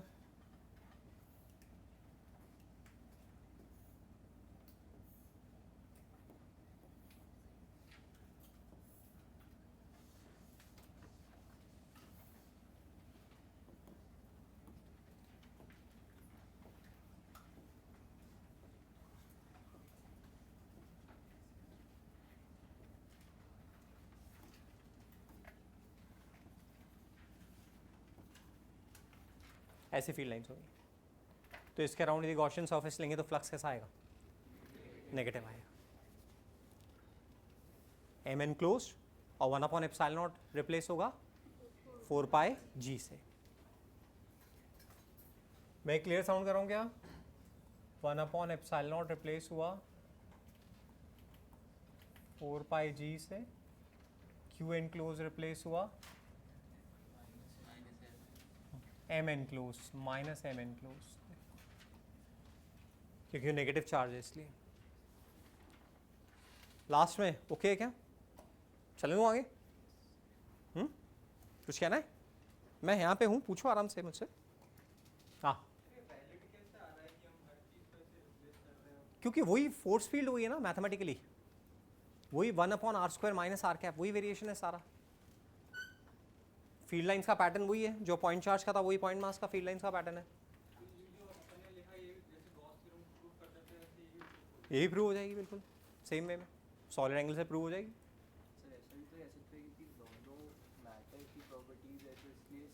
दोनों मैटर की प्रॉपर्टीज है, एक इलेक्ट्रोमैग्नेटिक इफेक्ट है, एक ग्रेविटेशन इफेक्ट है।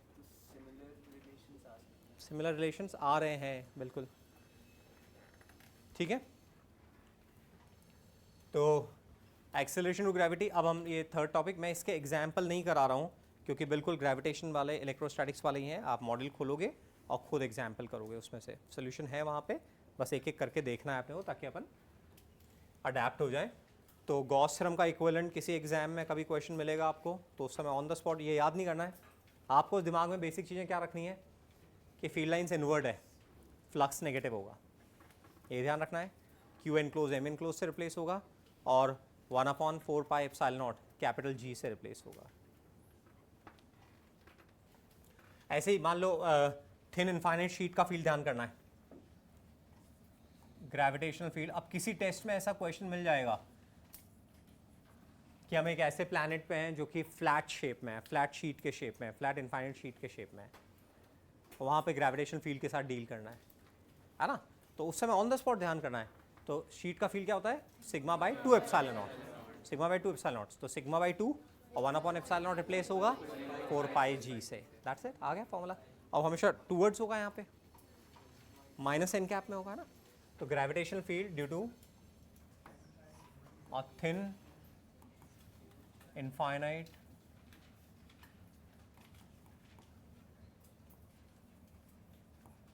यूनिफॉर्म शीट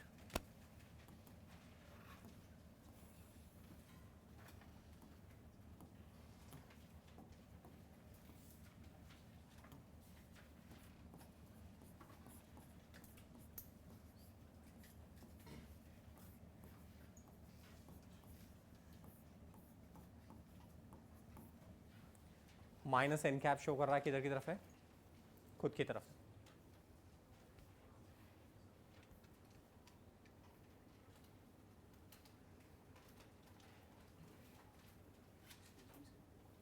जैसे हमने वहाँ पे शीट का निकालने के लिए गॉसियन सरफेस ली थी सिलेंडर का, सर उसमें फिर हमने सिलेंडर के सरफेस पे 0 माना था। नहीं, यहाँ जरूरत नहीं, दोनों तरफ बराबर दूरी पे ले लेंगे। वहाँ पे भी थिन शीट के लिए ऐसा नहीं किया था, 0 माना था, बाद में देख लें। Acceleration due to gravity,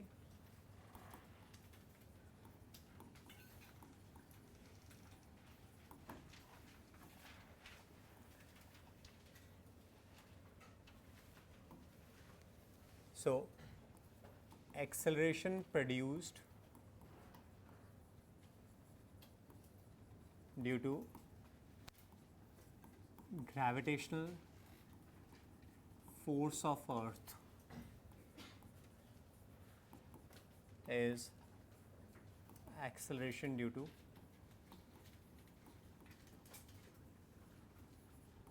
gravity. फालतू में लिख रहे हैं एक्सेलरेशन ड्यू ग्रेविटी, नाम से ऑपरेंट है एक्सेलरेशन ड्यू टू ग्रेविटी.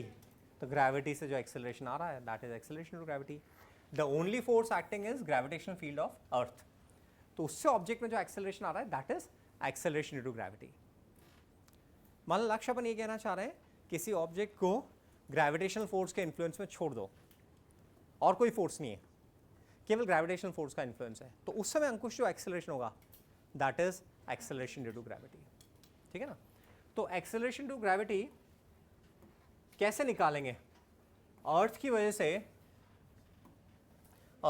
से उस पॉइंट पे जो मतलब जिस ऑब्जेक्ट में एक्सेलरेशन ड्यू ग्रेविटी चाहिए, अर्थ की वजह से उस मास में अपन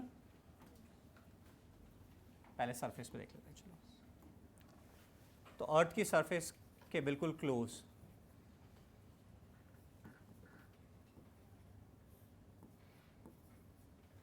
ये अर्थ है, इसके ऊपर ऑब्जेक्ट है, अर्थ के ऊपर ऑब्जेक्ट है, छोड़ दी. तो ऐसे में इसको ए से नहीं लिख रहे हैं, जी से लिख रहे हैं. जी, तो जी इज एफ अपॉन एम. अब क्योंकि अपन बाहर हैं तो सारा मास सेंटर पे ले सकते हैं. तो G capital M small M upon are square small m that is G capital M upon are square. तो ध्यान से देखो, तो this is nothing but gravitational field. Gravitational field क्या था? F upon M. और ये भी क्या है? F upon M. तो इसको पढ़ने की जरूरत नहीं है. ऐसे तो वही चीज़ है कि जहाँ किसी पॉइंट पे एक्सेलरेशन टू ग्रेविटी चाहिए, मतलब उस पॉइंट पे अपन क्या कर रहे हैं? ग्रेविटेशनल फील्ड निकाल रहे हैं. उस पॉइंट पे ग्रेविटेशनल फील्ड निकाल रहे हैं. ठीक है ना. तो ग्रेविटेशन, तो ये एक्सेलरेशन टू ग्रेविटी आ गया. तो एट द सरफेस ऑफ अर्थ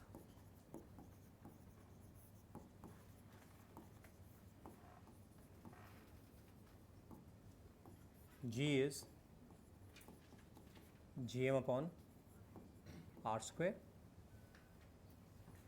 और उससे जाए rho are upon 3 epsilon naught से जाए तो 1 अपॉन एप्सिलॉन 4 पाई जी है, और स्मॉल आर कैपिटल आर हो गया.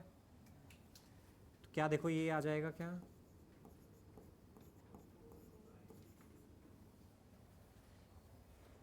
रो are upon 3 1 by epsilon naught rho are upon 3 या m को 4/3 पाई आर क्यूब रो लिख दो, एक ही बात है. या तो m को चोपड़ा 4/3 पाई आर क्यूब रो लिख दो. हर्षित का है? हर्ष का है? 4/3 पाई आर क्यूब रो लिख दो, और या फिर रो आर अपॉन 3 एप्सिलॉन नॉट में 1 अपॉन एप्सिलॉन को 4 पाई जी लिख दो. अभी सॉलिड करना है, डल नहीं बैठना है, याद हो जाए. अभी घर जाके डायरेक्ट अपन एग्जाम्पल सॉल्व करें. तो ये एक्सेलरेशन टू ग्रेविटी का फॉर्मूला आ रहा है. कब कौन सा लगाएंगे? ये बहुत फेवरेट टॉपिक है मेंस बिट सेट इन सब के लिए. यूजुअली रेशियो वाले क्वेश्चंस होते हैं. तो मास और रेडियस के टर्म्स में डेटा गिवन है तब तो m अपॉन आर स्क्वायर वाला लगाएंगे. रो आर के टर्म्स में गिवन है तो ये वाला लगाएंगे. कई बार m और रो के टर्म्स में डेटा गिवन होगा तो फॉर्मूला बनाएंगे पहले r को एलिमिनेट करके. कभी हो सकता है 2 प्लैनेट्स है जिनका मासेस का रेशियो दे रखा है, रो का रेशियो दे रखा है, और फिर सरफेस पे g का रेशियो पूछा है. तो ना ये फॉर्मूला लगेगा ना ये फॉर्मूला लगेगा. r को एलिमिनेट करेंगे पहले, m बराबर 4/3 पाई आर क्यूब रो से r को एलिमिनेट करेंगे, m और रो में डिपेंडेंस आएगी, और फिर उसके बाद लेंगे. यस नो है ना. तो ये acceleration to gravity on the surface of earth हो गया. कोई और प्लैनेट है तो अर्थ के कॉन्टेक्स्ट में ये कितना है? 9.81 है. कोई और प्लैनेट होगा तो कुछ और वैल्यू होगी. Yes no. तो ये एक्सेलरेशन टू ग्रेविटी हुआ. अब हम वेरिएशन देख रहे हैं कि एक्सेलरेशन टू ग्रेविटी में वेरिएशन कैसे आते हैं. तो एक्सेलरेशन टू ग्रेविटी पहले दिमाग में समझना, it is nothing but gravitational field at that point, F upon M. तो gravitational field at that point. तो तो ऑब्वियसली सरफेस से ऊपर जाओगे तो ग्रेविटेशनल फील्ड वीक हो रहा है, फोर्स वीक हो रहा है, तो एक्सेलरेशन टू ग्रेविटी वीक हो रहा है। अंदर जाओगे तो अपने को मालूम है केवल जितना चार्ज एनक्लोज होता है वही फोर्स लगाता है, अपन ने पढ़ा हुआ है। यदि सेंटर से एक्स पर होते हैं तो एक्स के अंदर अंदर जितना चार्ज एनक्लोज होता है वही इलेक्ट्रोस्टैटिक फील्ड प्रोड्यूस करता है, वही फोर्स लगाता है। पढ़ा अपन ने उधर? Yes no? तो ऐसे यहाँ पे सेम चीज होगी, स्मॉल आर के अंदर अंदर का जो मास होगा वही फोर्स लगाएगा, उसके बाहर जो मास होगा वो फोर्स नहीं लगाएगा, केवल अंदर वाला मास ही फोर्स लगाएगा। तो सेम चीज यहाँ पे होल्ड करेगी, है ना।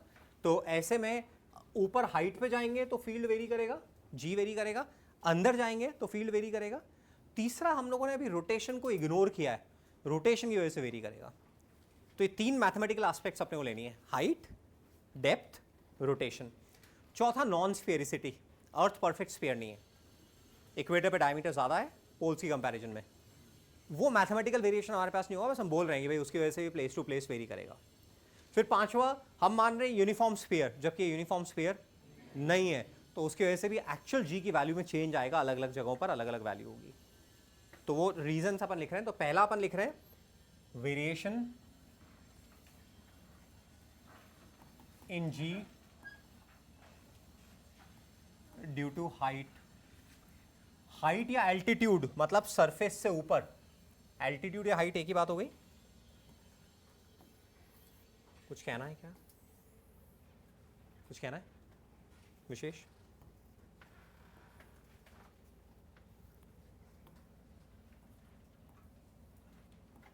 यहाँ पे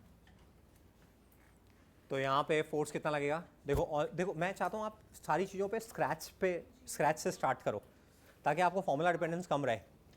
तो यहाँ सारा मास सेंटर पे, तो फोर्स कितना होगा, G capital M small M upon small R square, and upon small M कितना हो गया, G capital M upon small R square. तो स्मॉल जी की वैल्यू कितनी हो गई,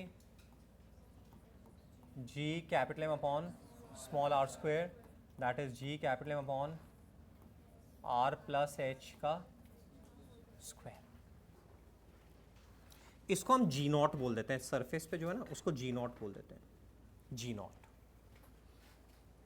सरफेस पर। तो G M upon R plus H का स्क्वायर, तो G by G naught is R square upon R plus H का square.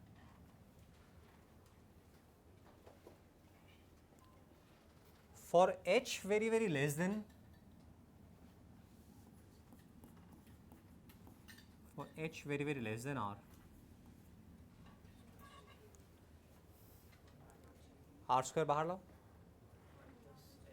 1 plus H by are, ऊपर गया 1 plus H by R H बार minus 2 which is 1 minus 2h by R. तो for h very very less than r, ये rough में derive करके देखो, delta G by G is minus 2h by R.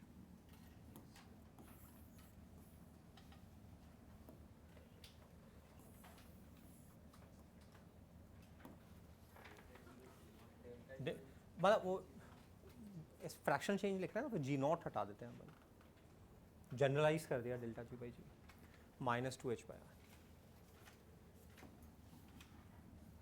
तो ये कैसे हुआ Ishan, G by G naught, R square common ले लिया अपन ने, तो 1 upon 1 plus H by R raise to power minus 2 which is 1 plus H by R raise to power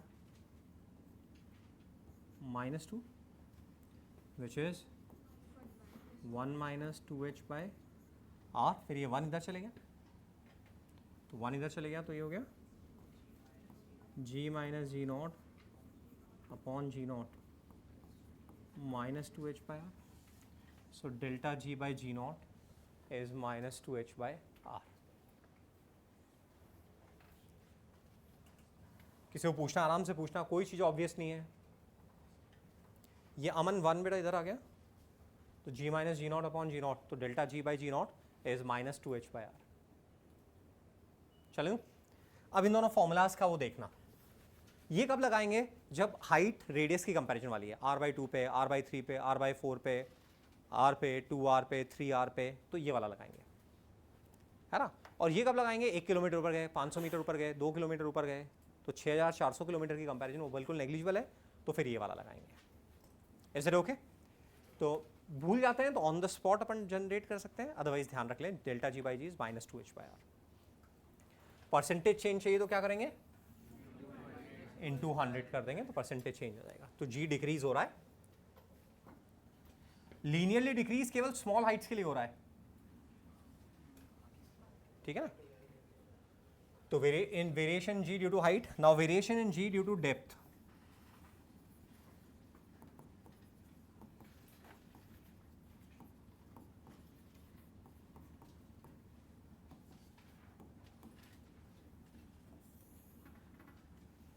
variation G due to depth,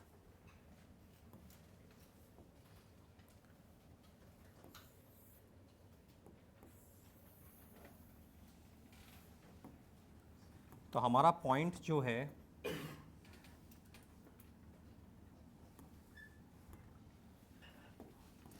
वो अंदर है,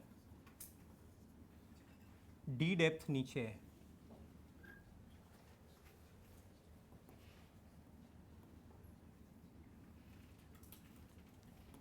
डी डेप्थ नीचे है सरफेस से, है ना? तो अंदर जी का फॉर्मूला हमें मालूम है, हमें ई का फॉर्मूला मालूम है 4/3 पाई रो जी आर। धीरे धीरे यूज हो जाओगे जैसे क्वेश्चन सॉल्व करोगे। Rho are upon 3 epsilon naught, 1/एप्सिलॉन naught is 4 pi G, so 4/3 pi rho G R. चलो जी कैपिटल लगा लो, ठीक है। तो स्मॉल जी यहाँ पर हो गया, G capital M small R center से होता है, तो ये कितना हो जाएगा? R minus D upon R cube. G M by capital R square G naught हो गया, तो ये हो गया G naught 1 minus D by are.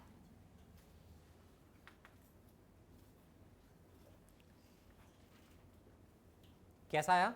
Ji M X upon capital R cube, K Q X upon G M X upon capital R cube. X को लिखना है, x होता है सेंटर से, तो ऊपर से कितना हो गया फिर? R minus X, R minus D. दोबारा बताऊँ, ये पूरा स्फीयर है, अंदर से एक्स पर इलेक्ट्रोस्टैटिक फील्ड होता है K Q X upon R cube, K Q के जी एम, तो G M X upon R cube. अब एक्स को डी ग्राम्स में लिखना है, तो X is R minus D, तो G M X upon R cube. G M by R square G naught बन गया, एक आर बचा जिसको अंदर ले गए, तो G naught 1 minus D by R. यहाँ अप्रॉक्सीमेशन नहीं है, यहाँ अप्रॉक्सीमेशन नहीं है, तो अंकुश जय जयेश, तो ये डेल्टा जी बाई जी हो जाएगा माइनस डी बाई आर। इसमें भी कोई अप्रॉक्सीमेशन नहीं है, इसमें कोई अप्रॉक्सीमेशन नहीं है।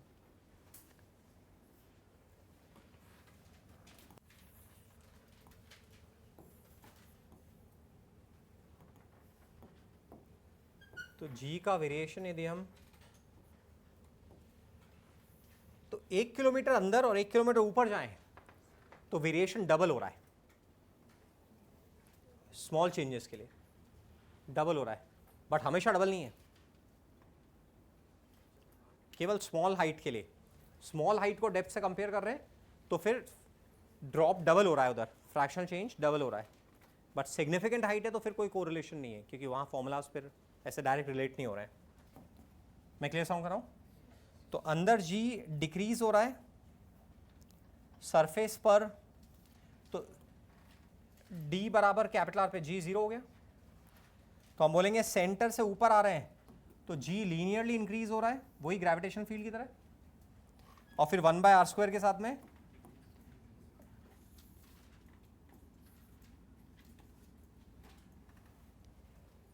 कैपिटल आर पे मैक्सिमम है। तो कभी भी कहीं पे कुछ कंफ्यूज होते हो तो ध्यान रखना है कि भैया वही एक्सेलरेशन टू ग्रेविटी और ग्रेविटेशनल फील्ड एक ही बात है।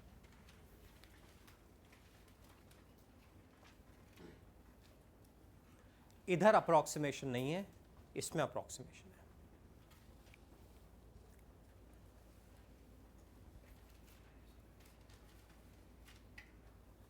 ठीक है,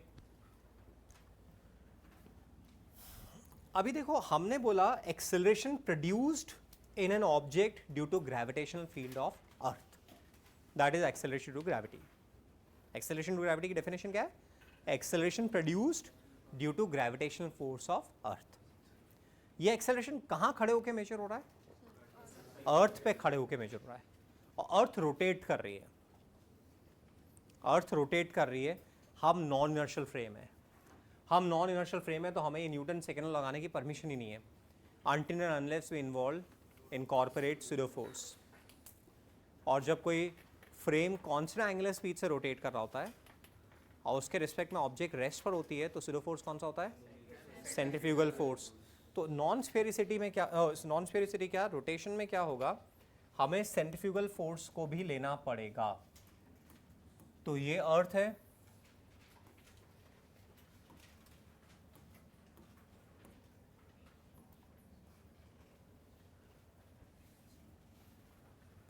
ये इक्वेटर हो गई, यहां से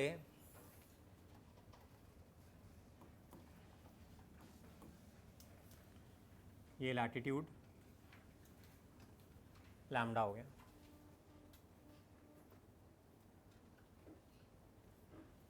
ये लैटिट्यूड लैम्डा हो गया. ठीक है, यहाँ एक ऑब्जेक्ट है, उसका एक्सेलरेशन टू ग्रेविटी चाहिए. यहाँ जो ऑब्जेक्ट है उसका एक्सेलरेशन टू ग्रेविटी चाहिए. तो ये ऑब्जेक्ट इस सर्कल में घूम रही है,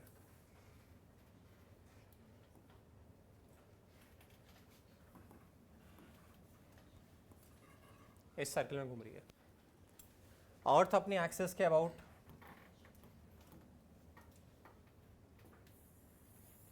इस लाइन के अबाउट घूम रही है.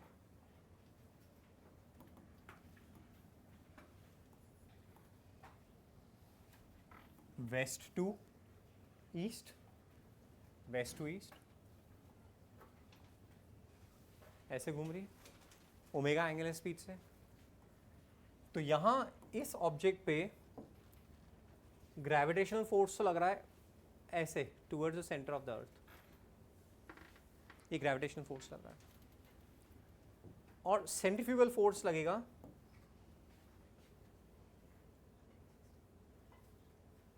ऐसे. ठीक है, तो इसको देखें तो ये सिचुएशन ऐसी है, ये ग्रेविटेशनल फोर्स, ये सेंट्रीफ्यूगल फोर्स. ओमेगा की वैल्यू निकालनी हो तो 2 pi upon 24 radian per hour. Omega की जो वैल्यू है वो है 2 pi upon 24 radian per hour. ये ओमेगा की वैल्यू है. तो ओमेगा स्क्वायर आर की वैल्यू यदि अपन निकालें तो ये रफली 0.03 आती है. ओमेगा स्क्वायर आर की value, R 6400 kilometre, omega 2 pi upon 24 into 3600 और उसका स्क्वायर, ये वैल्यू निकालें तो रफली 0.03 आती है. तो ये जो सेंट्रीफ्यूगल फोर्स है M omega square R, M into 0.03 और ये एम इंटू 9.81, 0.03 9.81, 0.03 का 100 गुना 3 हुआ और फिर 3 गुना 9 हुआ, तो ये 300 गुना से ज़्यादा हो गया. अभी तो ये 10-15 गुना होगा हार्डली, बट बनाना कितना पड़ा था? 300 गुना, है ना. तो अर्थ पे खड़े होके यदि एक्सेलरेशन मेजर करेंगे तो इन दोनों वेक्टर्स का जो रिजल्टेंट वो नेट फोर्स होगा और उससे एक्सेलरेशन आएगा. अर्थ स्पिन कर रही है, अर्थ नॉन इनर्शियल फ्रेम है, अर्थ पे खड़े होके एक्सेलरेशन टू ग्रेविटी मेजर करना है तो पहले सेंट्रीफ्यूगल फोर्स इनकॉर्पोरेट करना पड़ेगा. सेंट्रीफ्यूगल फोर्स जिस सर्कल में घूमते हैं उसमें रेडियली आउटवर्ड लगता है, रेडियली आउटवर्ड लगता है. तो रेडियली आउटवर्ड लगाएंगे अपन सेंट्रीफ्यूगल फोर्स, अब इनवर्ड लगा दिया, आउटवर्ड लगाएंगे तो रेडियली आउटवर्ड सेंट्रीफ्यूगल फोर्स लगाएंगे और उनका जो रिजल्टेंट होगा वो नेट फोर्स होगा और वहाँ से हमारा एक्सेलरेशन आएगा. तो ये फोर्स ऐसे है, सर्कल के सेंटर में बाहर की तरफ आएगा ऐसे, ठीक है। अब एक्चुअली ये वैल्यू 300 गुना कम है, तो पैरेललोग्राम से इनका रिजल्टेंट निकालेंगे तो ऑलमोस्ट इसी के अलॉन्ग आ जाएगा, इसी के अलॉन्ग आ जाएगा, बट फिर भी थोड़ा डिविएशन होगा। तो जो इनका रिजल्टेंट आएगा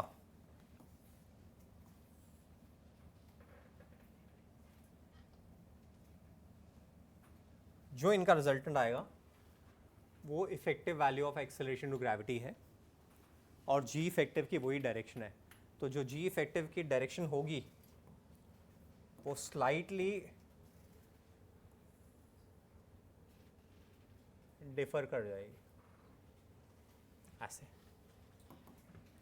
ये जी इफेक्टिव होगा। तो जी इफेक्टिव एकदम सेंटर की तरफ नहीं जाएगा, ठीक है। तो आपने मेसन लोगों को दीवार बनाते वक्त ऐसे बार बार बल्ब लटकाते हुए देखा होगा, प्लम लटकाते हुए देखा होगा। ऐसे दीवार बनाते हैं कारीगर लोग, तो थोड़ी दीवार बनाते हैं, फिर वो ऐसे लटकाते हैं, एक उनके पास वुडन ऑब्जेक्ट होती है, उसको ऐसे धागे से बांध के लटकाते हैं। एक्चुअली किसी ऑब्जेक्ट को ऐसे फ्रीली हैंग करेंगे तो किधर जाएगी, इस रेड वाले एरो की तरफ पॉइंट करेगी या इस ग्रीन वाले एरो की तरफ पॉइंट, इस ग्रीन वाले एरो की तरफ पॉइंट करेगी, दैट इज इफेक्टिव वर्टिकल, उसकी तरफ पॉइंट करेगी। और दीवार उसके अगेंस्ट बननी चाहिए, तो कोलैप्स नहीं होगी, वो वर्टिकल होगी, स्ट्रेट वर्टिकल होगी। तो हमें इसके अगेंस्ट दीवार बनानी है, तो बार बार ऐसे इंश्योर करते हैं कि दीवार स्ट्रिक्टली वर्टिकल है, उसमें थोड़ा सा भी टिल्ट नहीं है। मैं क्लियर साउंड कर रहा हूँ, आफ्ताब ध्यान इधर ही, ठीक है। तो ये तो जी इफेक्टिव जो, तो ये इन दोनों का जो रिजल्टेंट आ रहा है उसको जी इफेक्टिव बोल रहे हैं। तो ये वैल्यू जो है, थोड़ा सा बड़ा बना दूं इसको दिखाने के लिए, तो ये वैल्यू जो है वो M omega square small R देखो आर कॉस लैम्डा है क्या, ये स्मॉल आर कॉस लैम्डा, क्योंकि ये लैम्डा है तो ये लैम्डा, ये आर है तो ये आर कॉस लैम्डा, तो M omega square small R, और ये जी है, ये एम जी है, और इन दोनों का रिजल्टेंट जी इफेक्टिव होगा। बट स्मार्टली हम क्या कर रहे हैं, हम देखो दो वेक्टर्स को जब ऐड करते हैं तो मैं इसको ऐसे ऐड कर सकता हूं कि इसके दो कंपोनेंट्स कर लूं, एक इस तरफ और एक इसके परपेंडिकुलर इस तरफ। तो यदि ये एम जी है और ये M omega square R cos lambda है, ये जो कंपोनेंट आएगा ये M omega square R cos square lambda आएगा, और M omega square R cos lambda sine lambda आएगा। 300 का स्क्वायर प्लस 1 का square, 90,000 plus 1 under root, that is 300 approximately. तो यानी कि कौन किसको हटा देना चाहिए, किस इसमें से किसको हटाना चाहिए, इसको ड्रॉप कर देना चाहिए। जी इफेक्टिव कितना हो गया, जी इफेक्टिव हो गया जी नॉट माइनस ये वाला पार्ट।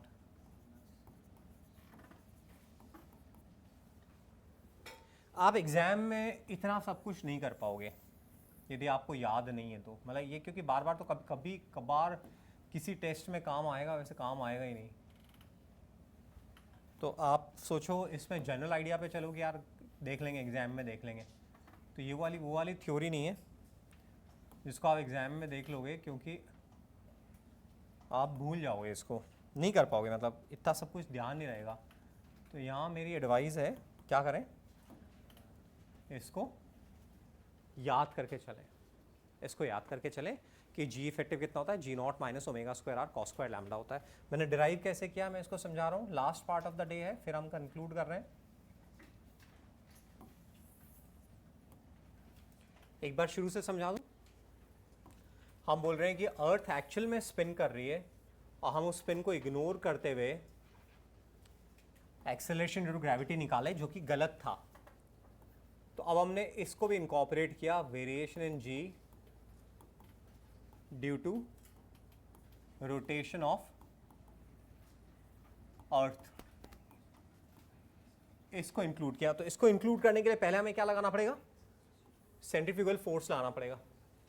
तो ऑब्जेक्ट जो है लैटिट्यूड लैम्डा पर है, तो वहां जो सर्कल की रेडियस है जिसमें ऑब्जेक्ट घूम रही है अर्थ के साथ में, वो आर कॉस लैम्डा है। किसी को ऑब्जेक्शन ने क्या हैंड रेस कर देना, मैं बोलता जा रहा हूं। तो जो gravitational force G capital M small M upon capital R square which is M G naught, what is that, M G naught, वो तो अर्थ के सेंटर की तरफ लग रहा है, एम जी नॉट वो तो अर्थ के सेंटर की तरफ लग रहा है। और centrifugal force M omega square small R, where small R is R cos lambda, वो इधर लग रहा है। अब मैंने आपको, तो जी इफेक्टिव क्या होगा, स्ट्रिक्टली देखना है तो जी इफेक्टिव हो जाएगा A square plus B square plus 2ab cos of 180 minus lambda whole under root upon M, वो जी इफेक्टिव हो जाएगा। यस नो, भाई दोनों फोर्सेस का रिजल्टेंट निकालना है, तो एम तो कैंसिल हो जाएगा, G naught square plus omega square R cos lambda का whole square plus 2 G naught omega square R cos lambda into cos of 180 minus lambda whole under root, वो G effective होगा। अब उसको थोड़ा simplify कर रहे हैं, हम आपको बता रहे हैं कि यार ये ओमेगा की वैल्यू इतनी होती है और इसको ओमेगा स्क्वायर आर की वैल्यू निकालेंगे तो रफली 0.03 आएगी। तो एम ओमेगा स्क्वायर आर, तो M into 0.03, M G naught M into 9.81, तो 9.81 की कंपेरिजन में 0.03 300 गुना से भी कम है। तो ये वेक्टर इस वेक्टर के कंपेरिजन में बहुत छोटा है। तो पहला तो डायरेक्शन वाइज मैं बता रहा हूं कि इनका रिजल्टेंट डेफिनेटली जी नॉट की डायरेक्शन में नहीं आएगा, उससे डिविएट करेगा, बट वो डिविएशन बहुत छोटा होगा, छोटा होगा बट होगा। तो एक तो ये समझना है अपने को, और वो प्लेस टू प्लेस अलग अलग होगा। तो जो कारीगर लोग ऐसे लटकाते हैं, धागे से लट्टू लटकाते हैं और फिर दीवार की वर्टिकलिटी चेक करते हैं कि वो प्रॉपर्ली वर्टिकल है या नहीं है, वो इसी के, ये जो हमारा इफेक्टिव वर्टिकल है उसके अगेंस्ट हमारी वॉल बननी चाहिए। ये पॉइंट समझ में आ गया, लिख लेंगे अपन इस तरह से समझा के खुद को, है ना। और फिर दूसरा, अब मेरे को जी इफेक्टिव वैल्यू निकालनी है, तो मैंने बताया भैया इस वेक्टर को अपन दो पार्ट्स में ब्रेक कर लो, इसके लॉन्ग और इसके परपेंडिकुलर। यस नो, तो ये वाला कंपोनेंट जो है, ये जब A square plus B square under root करेंगे तो ये नेग्लिजिबल है, तो इसको ड्रॉप कर दिया। और जी इफेक्टिव कितना हो गया, दिस माइनस दिस, तो G effective is G naught minus omega square R cos square lambda. But मेरा कहना है कि अपनी मेमोरी पर रिलाई करके मत चलो, इतना सब कुछ याद नहीं रहेगा, क्योंकि आप इसको रोज रोज ड्राइव नहीं करोगे, क्वेश्चंस में काम आएगा नहीं। तो इसको स्ट्रेट अवे याद करके चलो कि किसी लैम्डा पे जी कितना होता है, G naught minus omega square R cos square lambda होता है। तो अपन देख रहे हैं इसका मैक्सिमम इफेक्ट कहाँ पर आएगा, इक्वेटर पे, और वहाँ अप्रॉक्सीमेशन की भी जरूरत नहीं होगी।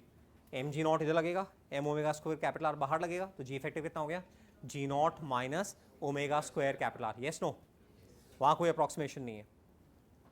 और 90 डिग्री पे यहाँ पे जी नॉट ही रहेगा, यानी कि हम इक्वेटर से पोल की तरफ जाएंगे तो स्पिन का इफेक्ट कम होता जाएगा और मैक्सिमम जी कहाँ पर आएगा, पोल पर आएगा। Is it okay? तो तीन फॉर्मूलाज हो गए, एक रोटेशन वाला हो गया, एक G by G naught 1 minus D by R हो गया, या delta G by G naught minus D by R हो गया, और एक हाइट वाला हो गया G by G naught R square upon R plus H का whole square, and delta G by G is minus 2h by R. ठीक है, यहाँ तक के क्वेश्चन आप कर लोगे, एग्जाम्पल्स कर लोगे।